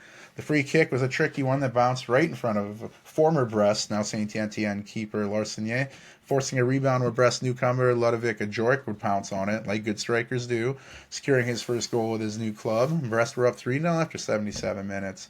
A few minutes later, Brest's foot still on the gas pedal. Cross went into the box where a defender pulled down a Brest player. Clear tackle, leading to another penalty, and this time it was taken by Kenny Lala, who buried the penalty, giving Brest a 4-0 lead after 84 minutes. And that's how they'd finished this one. Brest finally picking up a win on the year, doing so in a big way over Saint Etienne, who over 3 games are still looking for their first goal and first point in the Ligue campaign. Montpellier felt confident starting the season with a draw, but they went to Paris for their second match of the season, losing 6-0 to PSG, while Nantes were coming to the match with a draw and a win to start the season. Visitors opened the scoring in this one. A long Nantes ball was headed down the Cadera, right to the path of record signing from Rennes. Abilene, he found the corner with his strike, getting his first goal since his permanent move to the club, and giving Nantes the 1-0 lead after 24 minutes. 6 minutes after that goal, Montpellier's Jordan Ferry would try his luck from long range, and the ball wasn't handled well by keeper Lafont, who usually is pretty sure-handed. He'd spill the ball to A.J. Adams, and the Nigerian would tap the ball into the net, tying the game at 1 after half an hour. Just before halftime, Nantes looked to regain the lead, forcing an incredible save by keeper Benjamin Lecomte, robbing Moses Simon of a goal. From the ensuing corner, Nantes were claiming a handball. VAR had the official check the monitor, and they were awarded the penalty. Thought that it was kind of tough. The defenders he had his hands against his chest, but the penalty was given, and Moses Simon would beat the keeper this time, scoring from the spot, putting Nantes up 2-1 going into halftime. His second goal in as many games let us witness the Nigerian's cool gymnastics celebration, where he pulls off the cartwheels into a spring? I don't know my flips that well. It looks cool, though. Mustafa Muhammad would come into the game and ice it in the 85th minute. A nice pass was met by the Egyptian, who calmly found the back of the net. Big 3-1 win for Nantes as they remain undefeated in the Ligue all season. But back-to-back losses for Montpellier as they have been outscored 9-1 in their last 2 matches. Toulouse had started the season with back-to-back draws. They were hosting a Marseille side who had looked pretty dominant in their opening match, while also looking frustrated, settling for a draw in their next with Reims.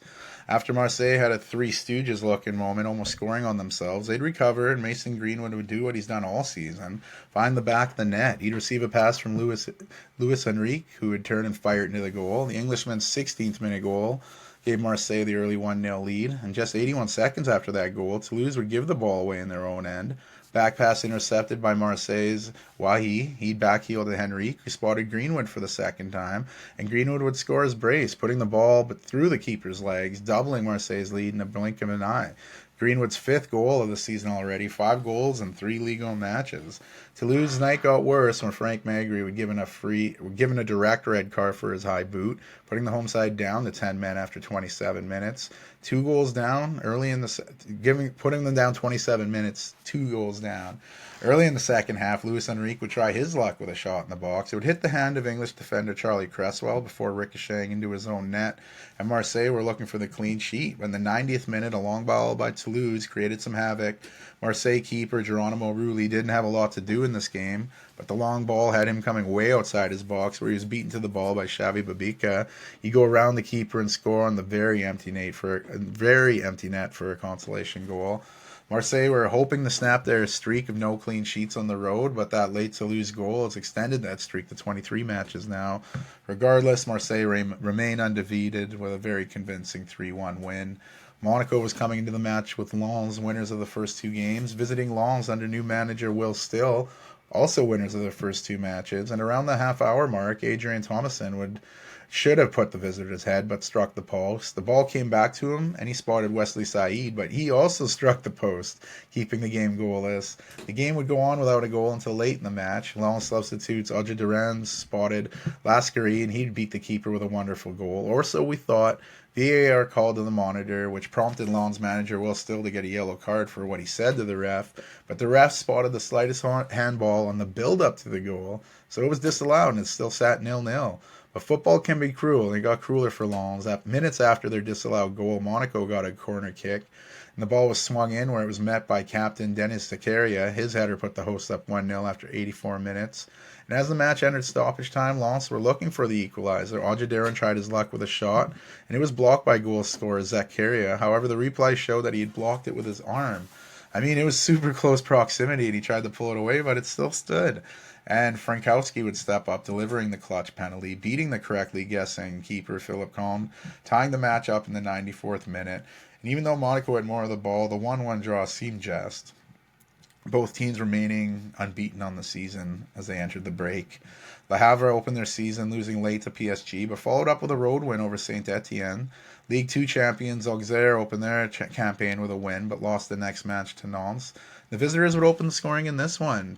Perrin took a free kick from a ridiculous angle, beating the keeper and the defender who were standing on the line. It's such a nice free kick by Gaëtan Perrin, put Auxerre up 1-0 after 17 minutes. 6 minutes later, a long ball by Le Havre was handled in the box it wasn't handled well in the box by Auxerre defender Joly. Nego was the first to the ball. He cut inside and fired a low cross with pace. It went off Auxerre's Owusu, and he'd get credit with the own goal, tying the match at 1 after 23 minutes. Just before halftime, Le Havre should have doubled their lead. A turnover left Rasoul Nadji being alone wide open in front of the net. He hit the ball into the ground first, and it bounced over the net. A dreadful miss that was probably harder to miss than score. Auxerre didn't help themselves when defender Kiana Hover would go in for a rough tackle, receiving a second yellow card, and Auxerre would have to play the whole second half a man down. To start second half, Le Havre were really using that extra man advantage, and Ndiaye looked to make up for his terrible miss in the first half when he found the back of the net. Our VAR found it to be offside, keeping it 1-1, but only a few minutes later, Ndiaye would make up for that earlier miss. He'd be on the receiving end of a wonderful cross, and he would streak down the wing before putting it right to Ndiaye's boot, who this time finished, and this time it counted, giving Le Havre the 2-1 lead after 52 minutes. 10-man Auxerre didn't really get any chance chances in the second half. But Le Havre did add a third in stoppage time when substitute Casimir would get tripped up in the box, leading to a Touré penalty. His 98th minute goal sealed the Le Havre 3-1 victories. 2 straight victories for them, while in the contrast, 2 straight losses for Angers. Reims made up for their opening loss by drawing with a tough Marseille team. They were hosting Rennes, who looked pretty good in their opening season win, but had a very lackluster match in their loss to Strasbourg. The visiting Rennes club would opening the scoring from a corner kick in the 13th minute. Skiri Ostergaard would have his header take a deflection before finding the back of the net, giving Rennes the early 1-0 lead. Home team almost equalized, but Rennes keeper Mandana made an outrageous save. But there was nothing Mandana could do by Iñaz Ito's header in the 41st minute. Fofana's cross was pinpoint to Ito's head, and he calmly guided it into the net, tying the game at 1 going into halftime. Furious start in the second half as Rennes almost went ahead, but Guri's shot went over the net. And just moments later, Reims would go on the attack with Bouta's cross finding Oumar Diakite. His powerful header went through the hands of Mandana into the back of the net, putting Reims up for the first time at 2-1. Rennes couldn't find an equalizer, and Reims took the 2-1 win. The first of the season is their first win of the season. For Rennes, it's back-to-back losses. Newly promoted Angers have had a tough time adjusting to top division footy in France, losing both of their first 2 matches to start the season without even scoring. They were hosting Nice, who have stumbled a bit out of the gates, losing their opener to newly promoted Angers before drawing with Toulouse. Nice applied early pressure, and they get the opening goal. A corner kick led to Indusha Yimi. His thumping header found the back of the net. 6-minute goal gave Nice the early lead. Nice were really pressuring, forcing an Angers turnover, and Nice would go on the attack where Ndumbele would send a clever pass to Boudoir, who scored to double Nice's lead after 25 minutes. Nice kept getting wonderful chances and forced some big saves out of Angers keeper Fofana. If it wasn't for him, the score could have been a lot worse. And in the second half, Angers were looking to go on the attack with a nice pass that sprung the attack. Canadian Moise Bombito, who was making his second appearance with the club, took down the attacking Angers player with a hip check, resulting in a penalty for Angers. And not only that, Bombito received his second yellow card, and the Canadian was dismissed from the game. Not an ideal start to his Nice career. If Delhi would step up for Angers and convert from the spot, cutting the lead to 2-1 after 67 minutes. Nice substitute Boga would steal the ball from Angers in his own end, go on a very long run before taking a shot. The ball squeezed through the keeper and trickled towards the line, where Nice's Evan Gussand would send the ball into the goal. His 72nd minute increases Nice's lead to 3-1. And the 85th minute, Guessand would score his brace, stopping on a dime as defenders went right by him. He'd spot the corner, giving Nice the 4-1 lead, which is what they'd win by. Massive win for Nice as they showed out even after going a man down. And like I said, tough go for Canadian Moise Bombito. Will have to serve a suspension before returning to the lineup. Angers have lost all 3 of their matches this season, but at least they have 1 goal now. To start the big match between Lille and PSG, PSG were putting on a lot of pressure, forcing Lille keeper Chevalier into some big saves. PSG kept up that pressure, and Ousmane Dembele went in the cut-in for a shot. Lille defender Alexandro slid in, and he took down Dembele, leading to a PSG penalty. Vitinha calmly put it away to give the visitors a 1-0 lead after 33 minutes. Just 3 minutes later, PSG would double their lead. Bradley Barcola had a beautiful 1-2 with Marco Asensio, and Barcola would finish clinically. And scoreless game suddenly turned into a PSG 2-0 lead in mere minutes. The second half, PSG kept bombarding Chevalier, who was really earning his pay in the net. And Leo would get one back in the 78th minute, with Idan Zagrova would get a pass and go on a little scamper before unleashing a shot from 25 yards out. It was low and hard and found the corner of the net to get Lille on the board, making it 2-1 after 78 minutes. Just minutes later, Thiago Santos looked to equalize for the home team, but there was an offside decision on the goal and it was taken off. And in stoppage time, a late free kick looked to be on its way out of bounds, but PSG substitute Dewey chased it down and beat the Lille defender to the ball. He then crossed the ball into the box, finding fellow substitute Randy Kolo Muani, who headed the ball into the back of the net, clinching the 3-1 win for PSG. The visitors were in control of the game basically from start to finish, and I think Lille, they won't make excuses, but I think that Champions League qualifier earlier in the week had impacted this game a bit. But Lille suffered their first defeat of the season while PSG won 3-3.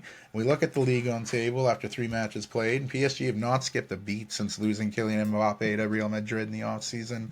They picked up 3 wins in 3 matches to secure 9 points with an 11-goal difference. It's crazy. There's a group of 4 just below PSG with 7 points. Marseille, Nantes, Lens, and Monaco.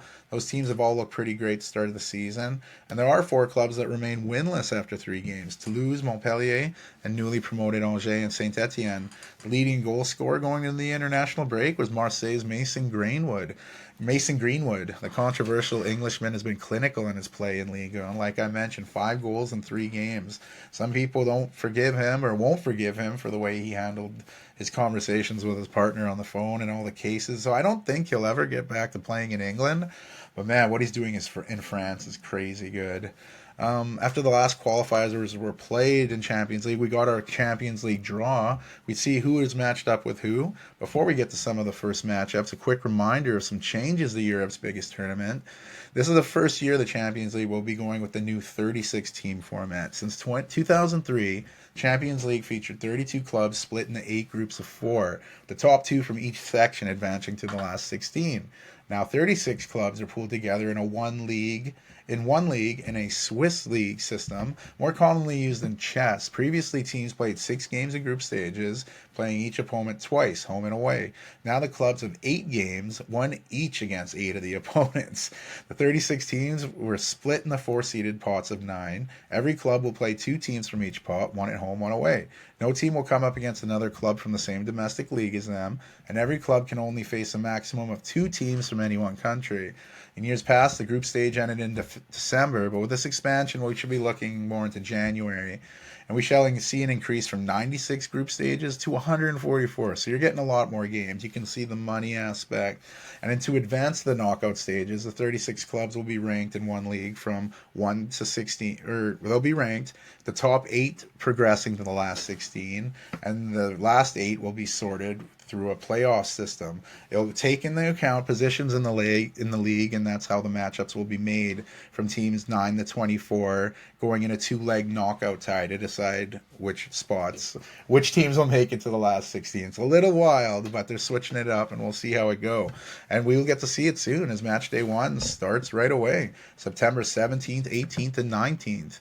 That time around, we'll see what happens. And this is a little different this year because the teams that falter will not end up in the Europa League.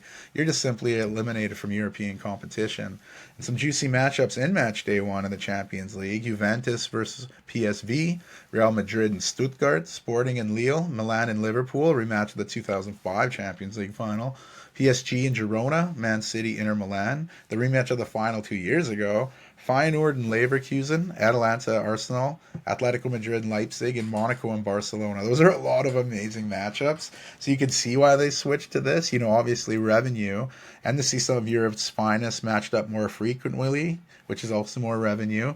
And I know that a lot of the teams want to branch out and create a Super League, but I feel this has some Super League vibes to it. So this would be a perfect time for a smaller club to go in, go on a run, piss off CEOs at the larger clubs. But we'll see how this plays out. It's interesting to see a new system like that. And the Europa League will play with the exact same format as the Champions League. 36 teams, no more groups, just one big table with the top 8 getting a guaranteed spot, and then 9 to 24 teams having a playoff to see which are the next 8 teams. The Europa League fixtures take place a week after the Champions League one, September 25th, 26th. Big matches to look for in the start of that tournament. Man U and Twente of the Eredivisie. You have Nice and Real Sociedad. Fenerbahce of Turkey taking on Union Saint-Gilloise of Belgium. Roma and Athletic Bilbao.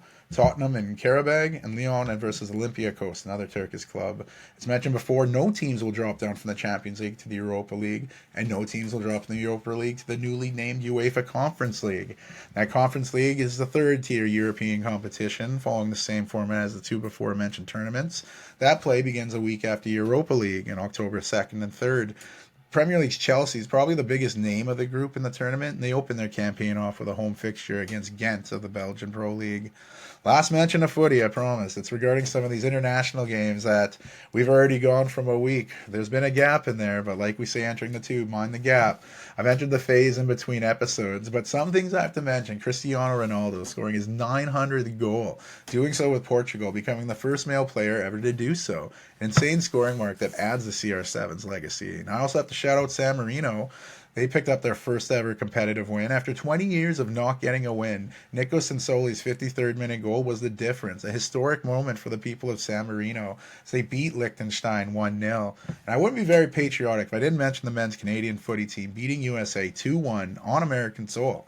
The first time that has happened since 1957. Rising Canadian star Jacob Schaffelberg opened the scoring for Canada, and Lille star Jonathan David added a second. USA got one back through Luca De La Torre's first international goal, but Canada took the win. Gotta love that for Jesse Marsh, who was snubbed at the USA job, took the Canadian job, and has just been killing it. I love it. My last mention involves an upcoming Premier League fixture. Declan Rice, who scored a nice goal against Ireland and didn't celebrate because he has some Irish heritage and had suited up for Ireland in the past. And he'll be missing the upcoming game against Tottenham, the North London derby, because of that red card I mentioned earlier, just kicking the ball away. Now it's looking like the fellow midfielder and captain of Arsenal, Martin Odegaard, could miss some time. The Norwegian midfielder picked up an injury in their game against Austria and was seen leaving on crutches. Like I said before, North London derby in the Premier League between Arsenal and Tottenham. You don't want to see this, but this could help Tottenham out. And this is why you see so many managers tense up when they see players go on international duty. But it's part of the game. It happens. I have to talk with the US Open, the last Grand Slam of the tennis season, full of surprises, full of big events.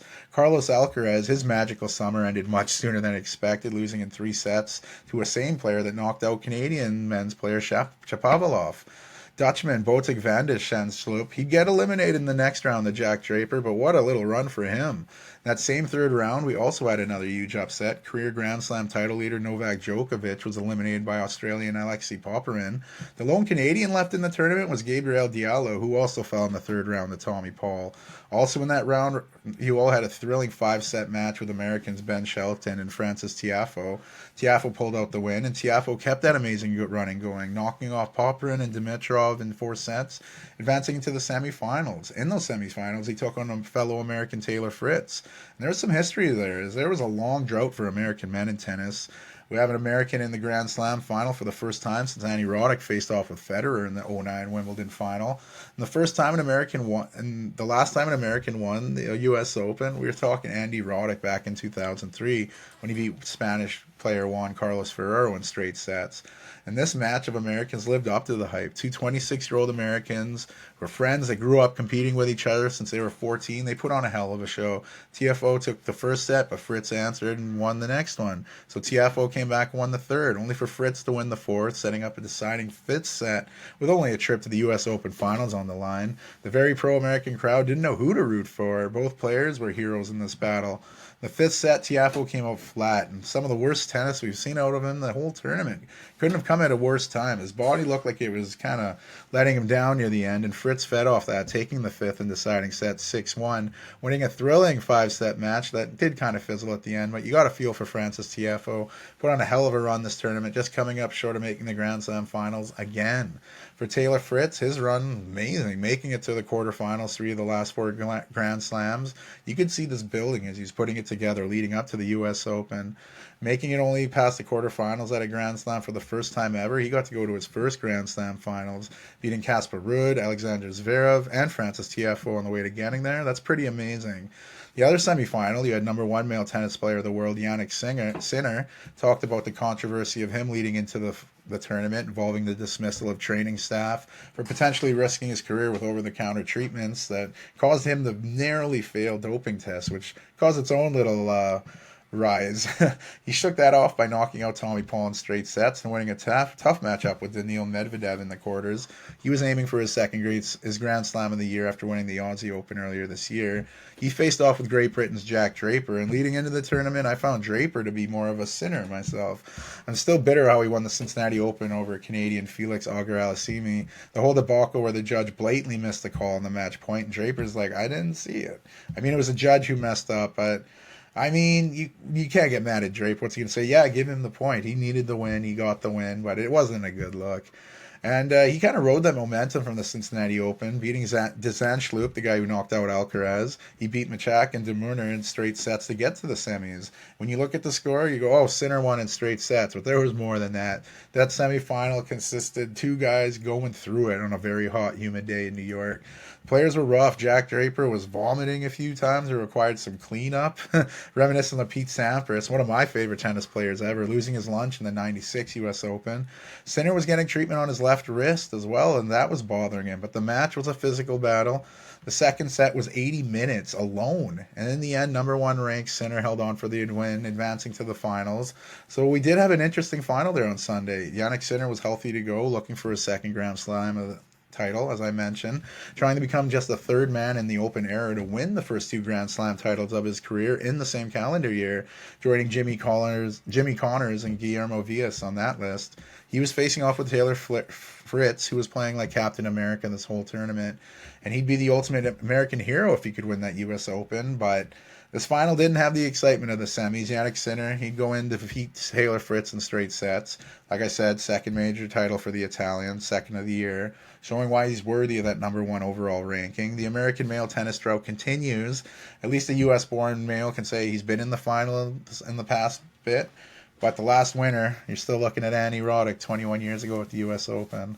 The women's side, we had great tennis too, just like the men's. The potential was there to have an American in the final, and it wasn't Coco Gauff. The number 3 ranked women's tennis player lost in the fourth round to fellow American Emma Navarro.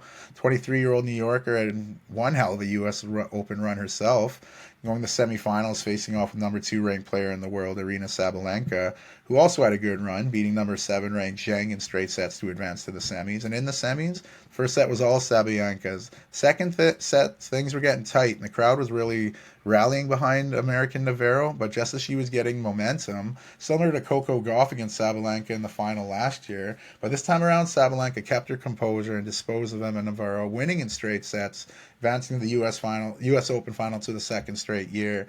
The other semifinal, you had American Jessica Pegula, the Buffalo, New York native and daughter of Terry and Kim Pegula, owners of the Bills and Sabres.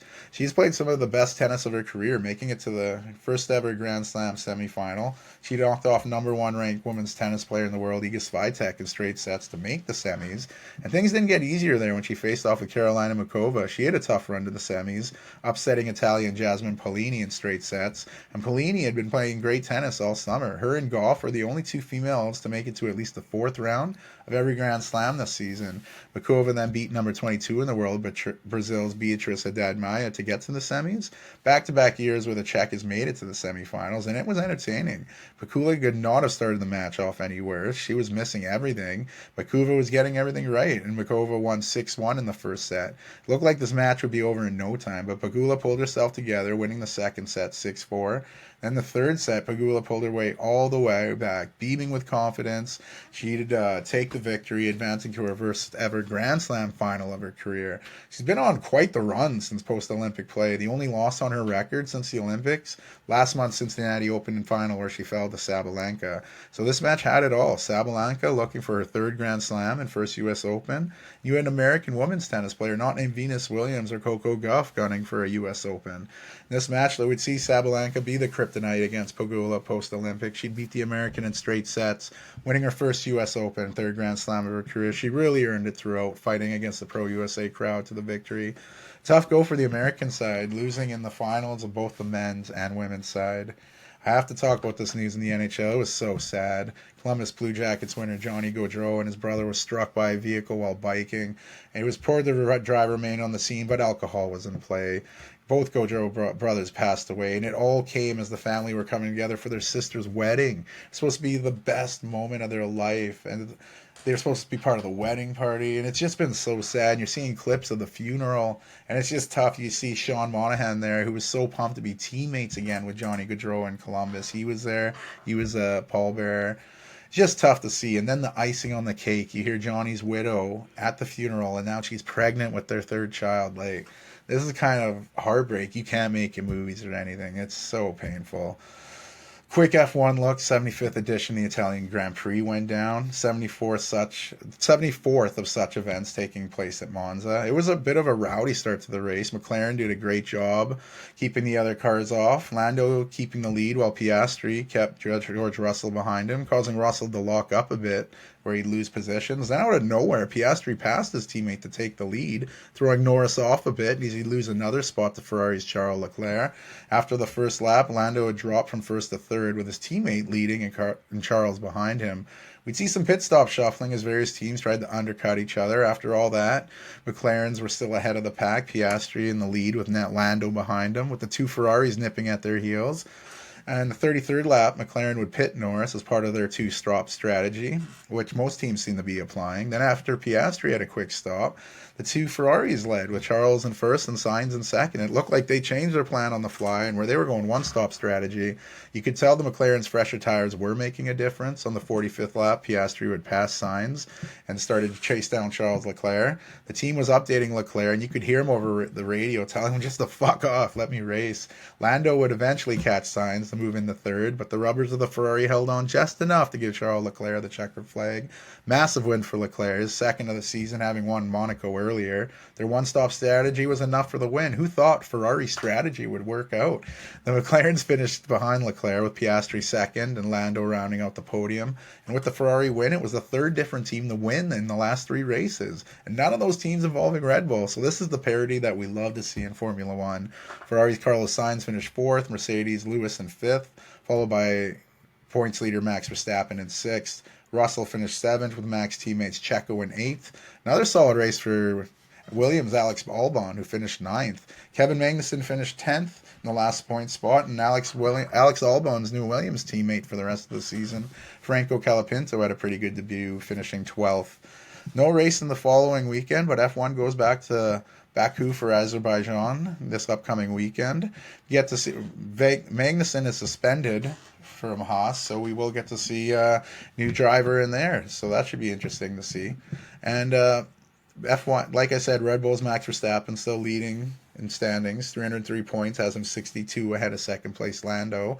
Ferrari's Charles Leclerc 217, a little further back. But the constructor standings, that's where it's close. Red Bull at 446, McLaren in second at 438, and just six behind them, Ferrari at 407. So they're all involved here.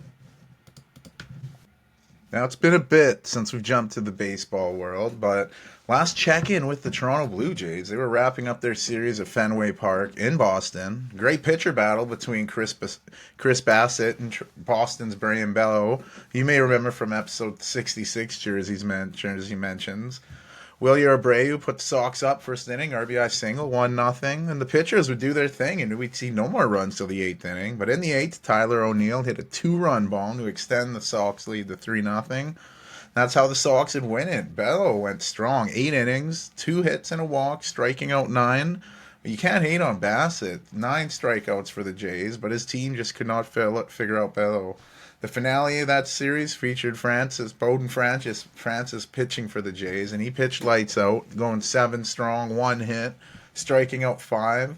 His dominant performance got a little bit of run support from the Jays. Vladimir Guerrero Jr. got an RBI double to get the lead in the third, and Ernie Clement hit an RBI double in the sixth. That was it for the scoring. Jays closed that series out with a win. The Jays continued their American League road trip, following that Boston series up with a 3-game series with the Twins. First game featured some nice pitchers duel between Kevin Gausman and Pablo Lopez. The duel went the way of Lopez. The Twins pitched great, skunking the Jays 2-0. Second game of the series went completely the other direction, and I mean, there was still good pitching. Former Twin, Jose Berrios, pitched great in his old stomping grounds for the Blue Jays. 6 innings strong, 3 hits and a walk, striking out 5, while the Jays were swinging away like Merrill in the movie Signs. When all was said and done, the Jays dominated 15-0, out-hitting the Twins 23 hits to 4. The rubber match much tighter. This game was tied at 1 going to the top of the 8th. Leo Jimenez was hit by a pitch with the bases loaded to put the Jays up, and Joey Loperfido hit it on RBI ground out. Jays up 3-1. Then the bottom of that same inning, Royce Lewis would snap a 16-game streak without a home run by, you guess it, smashing a 3-run blast off Chad Green, putting the Twins up 4-3. They won. Twins beating the Jays 2 out of 3 to take that series. The Jays began some interleague play with the Phillies coming to town. Opening game was like Michael Jackson. It was a thriller. The Jays would outscore the Phillies 6-1 in the first inning alone. But methodically, the Phillies came back, sparked by Kyle Schwarber, who gave the Phillies the lead in the 9th with his 3rd home run of the night. Those 3 bombs ended up killing the Blue Jays as they fell 10-9. Second game did not go much better. Schwarbs kept it going, hitting another home run to lead the game off. His 13th leadoff home run in the season. Tied Alfonso Soriano for the most leadoff bombs in one season. Phillies would take the second game as well, winning 4-2 and winning both games in that short 2-game stand. Blue Jays kept that interleague play going, having a day off before taking a 4-game losing streak into Atlanta to face the Braves. The opening game did not go well. Jays dropped 3-1, but they bounced back and won the second game 9-5. But the Braves would take the rubber match. Matt Olson hit a sac fly in the bottom of the ninth to force extra innings. 10th brought us nothing, but after the Jays took the lead in the 11th through a George Springer RBI single, the bottom of that inning, the Braves would tie things up with Addison Barger, who would usually throw a routine ball to first base, but he threw it awful. Terrible throw. That error brought someone home. That was big as the bases would get loaded. Still no outs, and Sean Murphy would hit a walk-off single to complete the Atlanta comeback. 4-3 win, winning 2-3. Tough loss again for the Jays to wrap that series up. The Jays took on the New York Mets, losing the opener after the Mets went up 1-0 in the fourth. The J.D. Martinez RBI single. The Jays would score 2 in the seventh, and with the bases loaded, Davis Schneider was hit by a pitch to tie the game. That was followed by a Nathan Luke sac fly, and that's how the Jays got the lead. But the next inning, the Mets tied it up on a Tommy Nance wild pitch. Then the Mets would take the lead after catcher Brian Servan, who was subbed into the game, would drop a nice pitch. That pass ball was enough for Eddie Alvarez to score, and the Mets were back up. They'd win 3-2 to take the opener. And in the second game of the series, Chris Bassett pitched great. 6 innings strong, 5 hits, 1 run, striking out 8. And that 1 run he gave up was an RBI single to Brandon Nimmo in the first inning. But his team backed him up after that. Leo Jimenez, RBI single to tie it up. Then the following inning, Alejandro Kirk, RBI double. Davis Schneider, 2-run triple, giving the Jays a 4-1 lead. Schneider had been struggling a bit from the plate, so that triple was big. Joey Loperfido brought Schneider home, and that 4-run inning made it 5-1. Each team got a run in the seventh, and the Jays tied that series up with a 6-2 win. The rubber match, we got to witness the dominant pitcher that is Bowden Francis. He got some help in the fourth when Vladdy opened the scoring with a fielder's choice, and the Jays were up 1-0. But Francis has really been turning it up. He won AL Pitcher of the Month for August. He took a no-hitter into the ninth inning for the second time in 4 starts. Jays were leading 1-0 because their bats weren't really helping him out. And to lead off the ninth, Mets Francisco Lindor hit his 31st home run of the season to end the no-hitter chance, tying the game at 1. And Francis became the first pitcher since Nolan Ryan back in 1989 to lose 2 no-hit chances in the ninth inning in the same season. After giving up that home run, that would be the end for Francis. He'd come out of the game there. Great day for him, though. 8 innings, like I said, that 1 hit, which happened to be a ninth inning home run. And only had 1 strikeout, but what a performance. He's really become quite the pitcher in the league here. They brought in Chad Green, and it got ugly. Green has not been having a good September. Wake him up when this ends. But with the game tied as he entered, he'd quickly give up a few runs to give the Mets a 3-1 lead. Not helping his buddy Genesis Cabrera, who had to come in after he was yanked. He came in trying to get out of the jam, and the Mets just ended the game with a Francisco Alvarez 3-run bomb. Addison Barger tried to get one back in the ninth to make it 6-2, but that was it. 6 runs in the ninth inning by the Mets.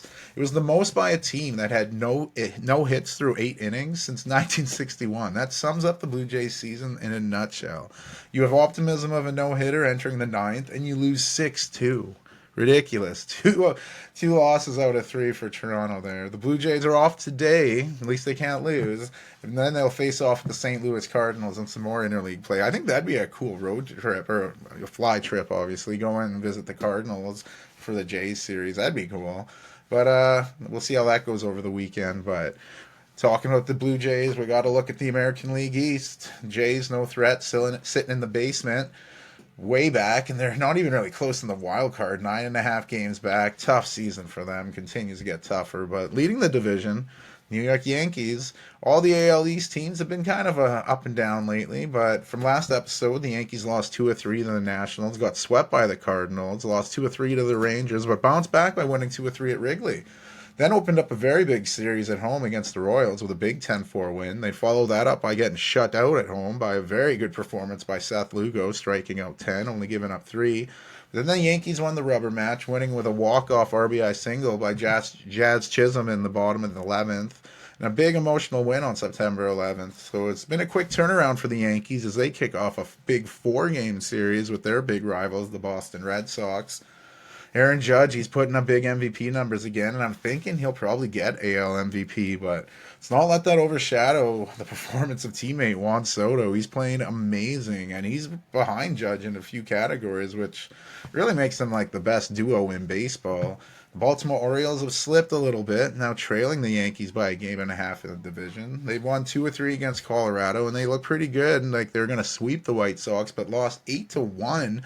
An atrocious loss that broke a lengthy losing streak by the White Sox. The Orioles followed that up by winning an opener in Tampa Bay, but then would lose the next 2 games of that series. They started a 3-game series in February, taking on the Red Sox, losing 12-3, but they bounced back to win the second game, only to lose the rubber match. Losing 2-3 against divisional woes was not in their plans. Orioles are still leading the AL wildcard, but they still have eyes on that division crown, and they'll need to bounce back heading in Detroit with the Tigers this weekend. The Red Sox, 10 games back in the division, but only 4 back in the wildcard, and like a lot of teams in the division, they need to kick up their consistency. After that series they wrapped up with the Jays, the Red Sox would lose 2-3 against Detroit, and then get swept by the Mets, but turned it around, won 2-3 against the White Sox. As just mentioned, the Red Sox wrapped up a 3-game series with Baltimore, winning 2-3 against them. And then I also mentioned how the Red Sox are going to play with the Bronx against the Yankees with the 4-game series that begins tonight. And even if the Red Sox go on a little run, I think the division is out of reach. But that wild card is very attainable, especially with some big AL competition in the next few weeks. Tampa Bay Rays are 4 games under 500 and 3 games back of the Red Sox. So 7 games back of the wild card with this little time left. It could be out of reach for them. And we've already talked about the Blue Jays being in the basement, so not much there. Brings us to the American League Central. The Guardians are back on top of the division. They're dropping 2-3 to Kansas City in an earlier series. Cleveland would bounce back and take 2-3 against the Royals. Sandwich between those 2 series was a series with Pittsburgh where Cleveland won 2-3. They'd go to LA with a tough series with the Dodgers, only taking 1-2, but then they had a series in Chicago against the White Sox, and that's just what any doctor can order. Easily sweeping Chicago in that 3-game series, and with that complete, the Guardians head home with a 3-game winning streak to host Tampa Bay in a 4-game series. Cleveland are now 4.5 games ahead of second-place Kansas City, and after their most recent series with Cleveland, the Royals hosted Minnesota and swept their division rivals. As mentioned earlier, the Royals went to the Bronx and also lost 2-3 in that series. The Royals have today off before they head to Pittsburgh to take on the Pirates in some interleague play. I mentioned the Twins just getting swept by the Royals. That hurt them, and things didn't get better when they lost the series opener in a home series with the Angels. But the Twins bounced back to win the next 2 games, winning that series 2-1. After the Angels series, the Twins have today off before they host the Cincinnati Reds in some interleague play over the weekend. That's before jumping into a 4-game series with division-leading Cleveland. That'll be a massive series for both of those teams. The Royals and Twins hold the last 2 AL wildcard spots, as the playoffs may have AL Central written all over them. That's because you can't count out Detroit. The Tigers have been one of the best teams in Major League Baseball since July. They have been staying alive this season, 9 games back in the division. That might not be easy to overcome, but in the wild card, they're just 3 back. And then they're the historic Chicago White Sox. Historic for all the wrong reasons. I mentioned they shocked the world by beating Baltimore 8-1. That ended a 12-game losing streak. The White Sox have now had losing streaks of 21 games, 14 games, and 12 games. That's all in the season alone. They've been the first team since 1900 with 3 losing streaks of at least 12 games. They've just been awful. That win over Baltimore was just their 5th since the All-Star break. They'd leave Baltimore for Fenway to take on the Sox, where they lost the opening series in the Battle of the Sox Laundry, losing 2 straight in Boston, and they closed the series with a win, which was just their 6th win since the All-Star break. They then hosted the Guardians, where, as I just mentioned, the White Sox got swept. So now 33 and 114 losses. They set a new franchise record, ending the mark of 106 losses set back in 1970.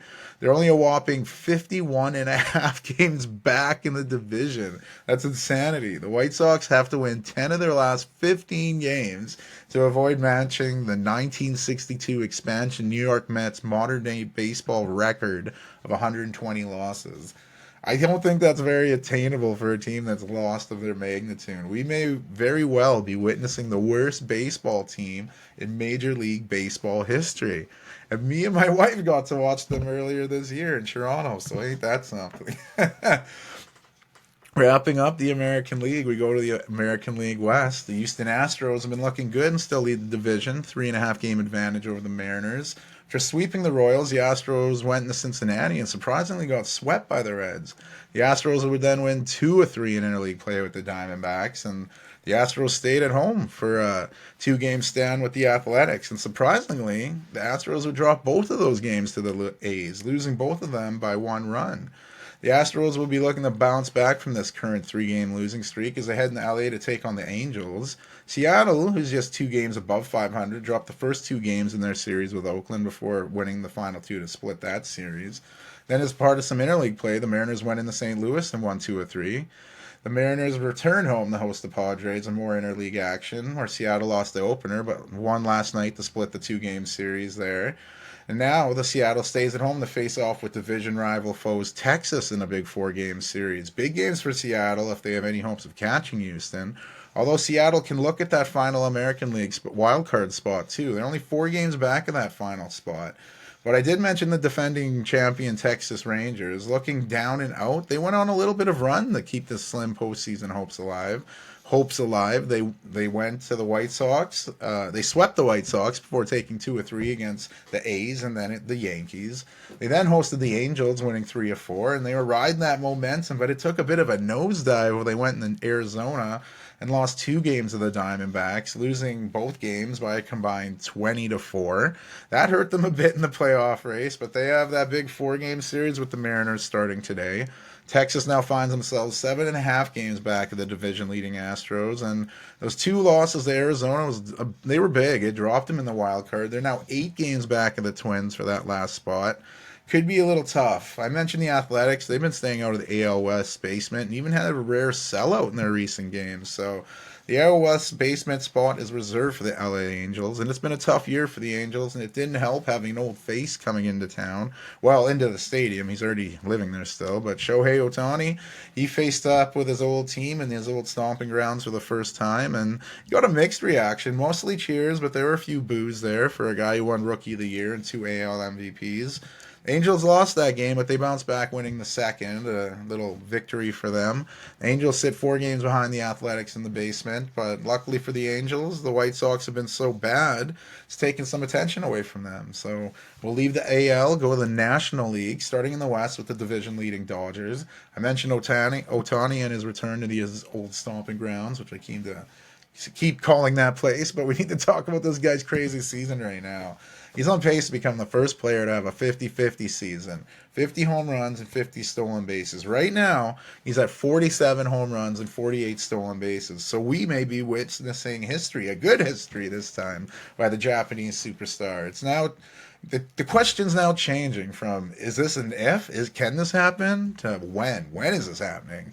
His Dodgers split 2 games against their inner city rivals, as I mentioned, and they'd win 2 of 3 against Cleveland. They hosted the Cubs in a 3-game series, losing the first 2 games, but winning the third to avoid a sweep. The Dodgers are on the road now, visiting Atlanta. That's going to be a big series with the Braves. A lot of playoff implications on the line. Looking forward to seeing how that goes. Freddie Freeman in his old place. Didn't say stomping grounds there. Just 5 games behind the Dodgers are the Diamondbacks. They're chasing them. After losing 3 of 4 to the Dodgers, that kind of hurt. The Diamondbacks won 2 of 3 against the Giants. They then flew into Houston to take on the AL West leading Astros and proceeded to get swept.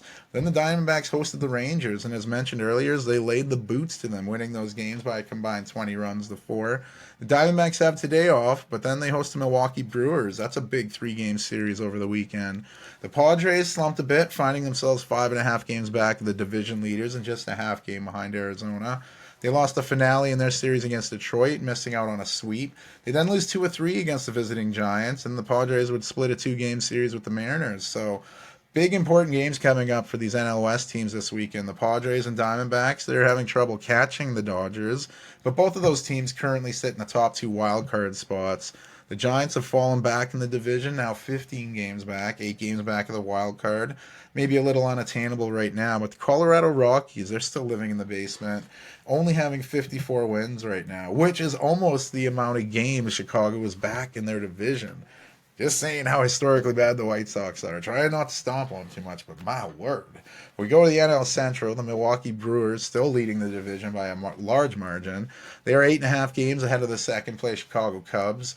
Brewers dropped 2 of 3 against the Cardinals, but were favored going in their series with Colorado, where they proceeded to lose 2 of 3 to the Rockies.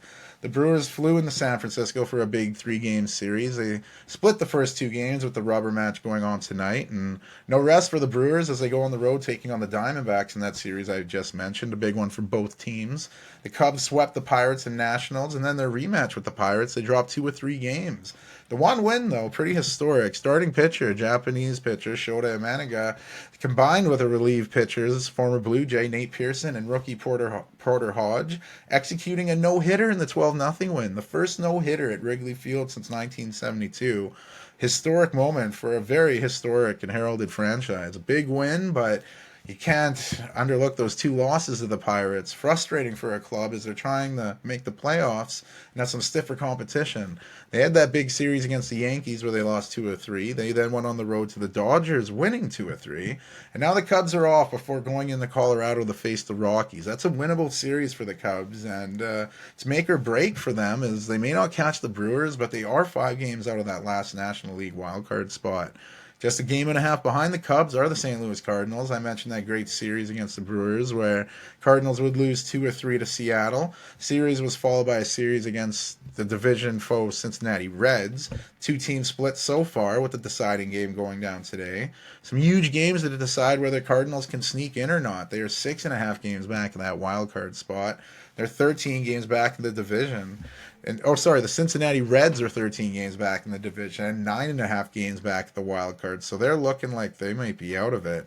They did look good against the AL West leading Houston Astros, sweeping them, but they followed that up, losing 2 or 3 to the Mets. They won that makeup game in Atlanta before that 3-game series with the Cardinals, and although it hasn't been the best season for the Reds, Ellie De La Cruz definitely worth every price of admission. He's already surpassed the 60 stolen bases mark, sitting at 64. Lightning bolt on the baseball diamond. It's crazy. Sitting in the basement of the Central is the Pittsburgh Pirates, half a game behind the Reds, and they shocked the Cubs, winning 2 or 3 before splitting a 4-game series with the Nationals. They then went and swept the Miami Marlins.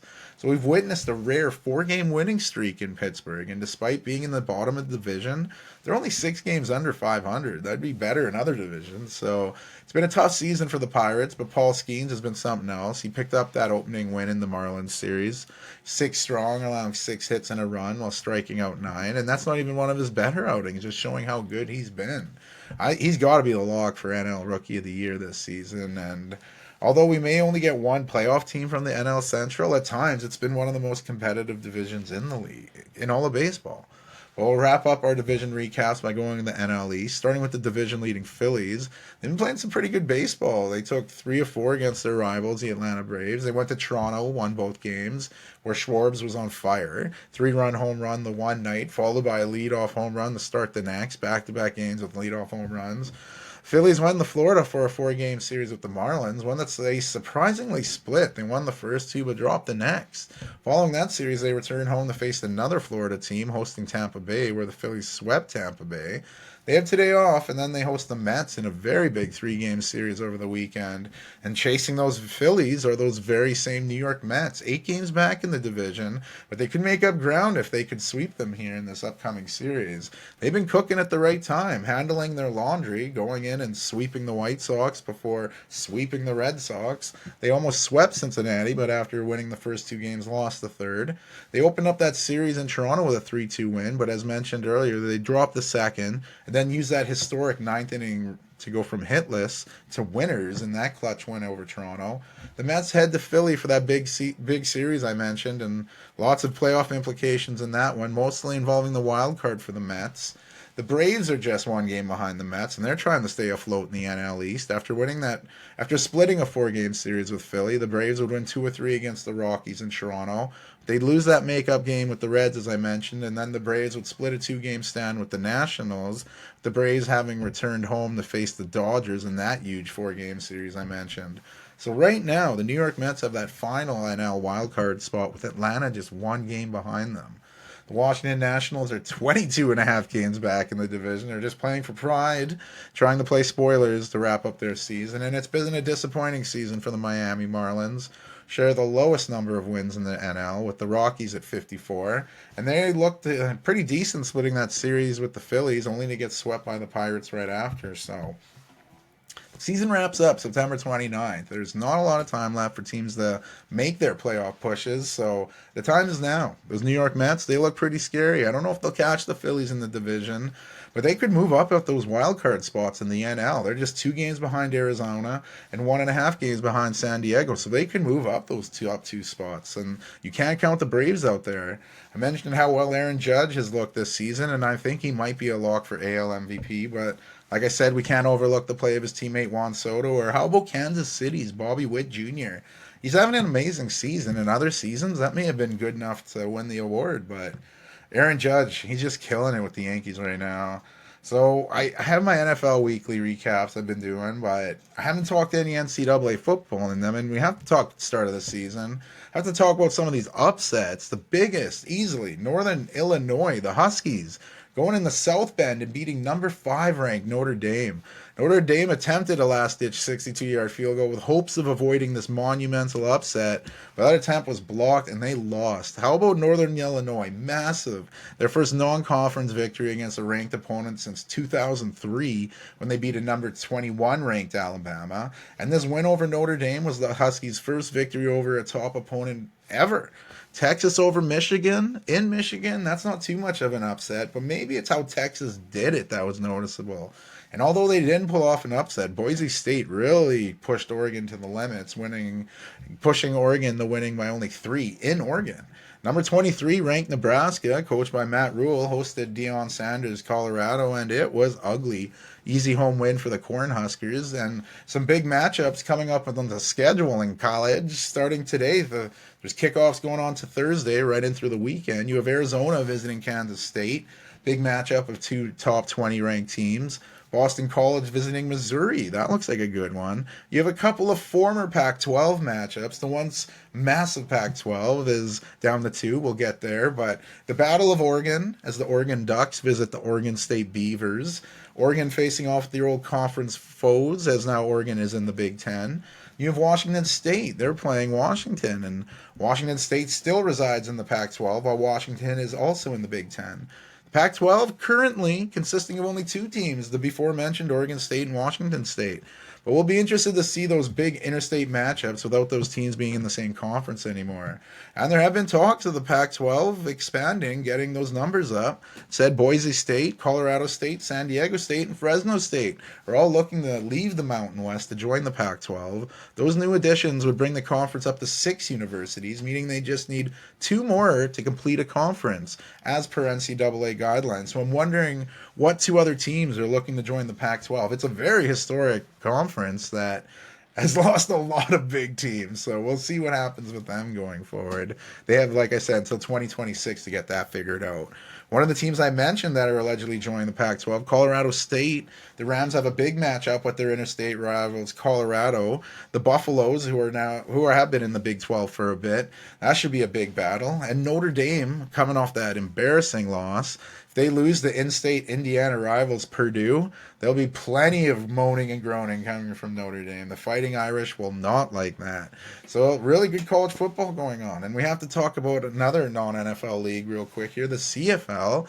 Week 14 went down, which is always, in this case, the weekend following the Labor Day weekend up here in Canada. And to start the weekend off, BC went into Montreal and beat up on a very good Montreal team. Nathan Rourke probably had one of his better passing games since returning in the CFL, throwing for 22 for 28, 304 yards and a touchdown, while also running in a touchdown. The big blemish, though, one of the 6 passes that he didn't get completed, or out of those 6, 3 of them were interceptions. He was bailed out by the running game. William Stanback, 20 carries, 128 yards, touchdown.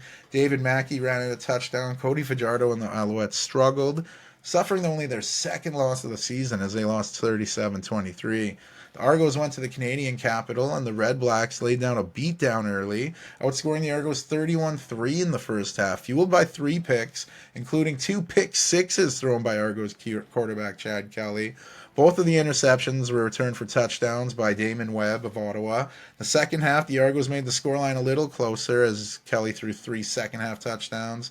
This was all Ottawa. Drew Brown, he only had 10 incompletions on 40 throws, 349 yards, a touchdown, no picks.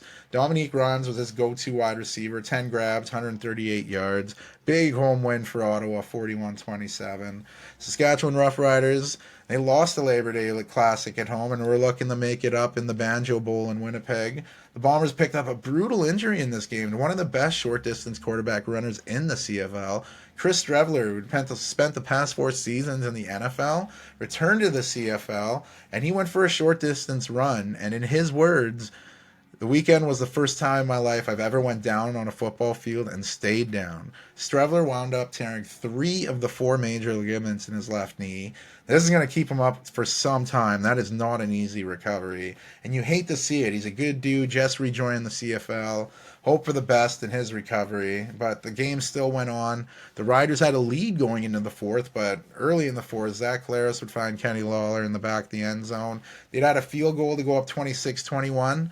Leaving Riders quarterback Trevor Harris with a chance to come back and win the game. He'd look sidelined for his receiver and throw his second interception of the game, sealing the win for Winnipeg, who have been hot. After a slow start, they are now winners of 5 in a row going into their bye week. Saskatchewan, winless in 7. Their last win coming back in Winnipeg back on July 19th. I mean, they do have that tie with Ottawa in that streak, but it's still not a win. The Riders, they're going into this much-needed bye. CFL weekend wrapped up with a Battle of Alberta, Calgary visiting Edmonton, and it was all Elks again. The Elks won the Labor Day matchup in Calgary, beating up on the Stamps so much that starting quarterback Jake Mayer was benched for Logan Bonner, he did enough to earn his first CFL start, and it was not a good Bonner. He wound up throwing 5 picks in that game, and the Elks would beat the Stamps 37-16. Bonner's performance was so bad, he's the next option. He's got to go back in. So he'll be starting this weekend against Montreal. Have to give credit to McLeod Bethel Thompson. What he and the Elks have been going through, he's been efficient. They did it by a running back committee in this one, but the Elks winners of 5 of their last 6, and they started the season 0-7. The dismissal of Chris Jones might have been their TSN turning point for the season. Having a quick gander at week 15 of the season, only 3 games on the schedule. The Blue Bombers, Rough Riders, and Elks all have a bye this week. No Thursday night football as the NFL's back. So Friday night, we'll have the Argonauts visiting the Lions. The Lions coming off that big win in Montreal. Flew back cross-country to come home to host the Argos, who flew cross-country as well, where Chad Kelly will be looking to grow off the momentum late in that game and try to avoid the throws in the first half where he was throwing touchdowns to the other team. Ottawa go on a short road trip to face the Ticats, who are coming off a bye week. And the second fixture of a Saturday doubleheader features the Alouettes going to Calgary to face the struggling Stamps. The Alouettes will be pissed off coming in after only their second loss of the season, while struggling Calgary, who, like I said, they're going back to Mayer. They'll be looking to try to elevate his game after a benching. Quick look into CFL standings. The Alouettes leading the East at 10-2. Ottawa isn't too far back, 8-3-1. That tie against Saskatchewan. The Argos' recent loss, they're at 500 at 6-6. Hamilton coming off a win before the bye weeks at 3-9. In the West, you have a tie at the top of the conference with the Blue Bombers and their 5-game winning streak at 7-6. Tied with the Lions, who are on a 2-game winning streak of their own. Behind that group are the Rough Riders, who, like I said, haven't won a game since July. They're sitting at 5-7-1, and they're welcoming this arm with arms wide open. And the Elks are right there with the Riders, sitting at 5-8, playing some great football. Calgary finding themselves in the basement of the Western Conference, 4-8, losers of 4 in a row. So this episode took a bit in the making, from problems with sound on my podcast, getting everything recorded in time. It's been a bit, but it's fitting that my newest episode comes out today, September 12th.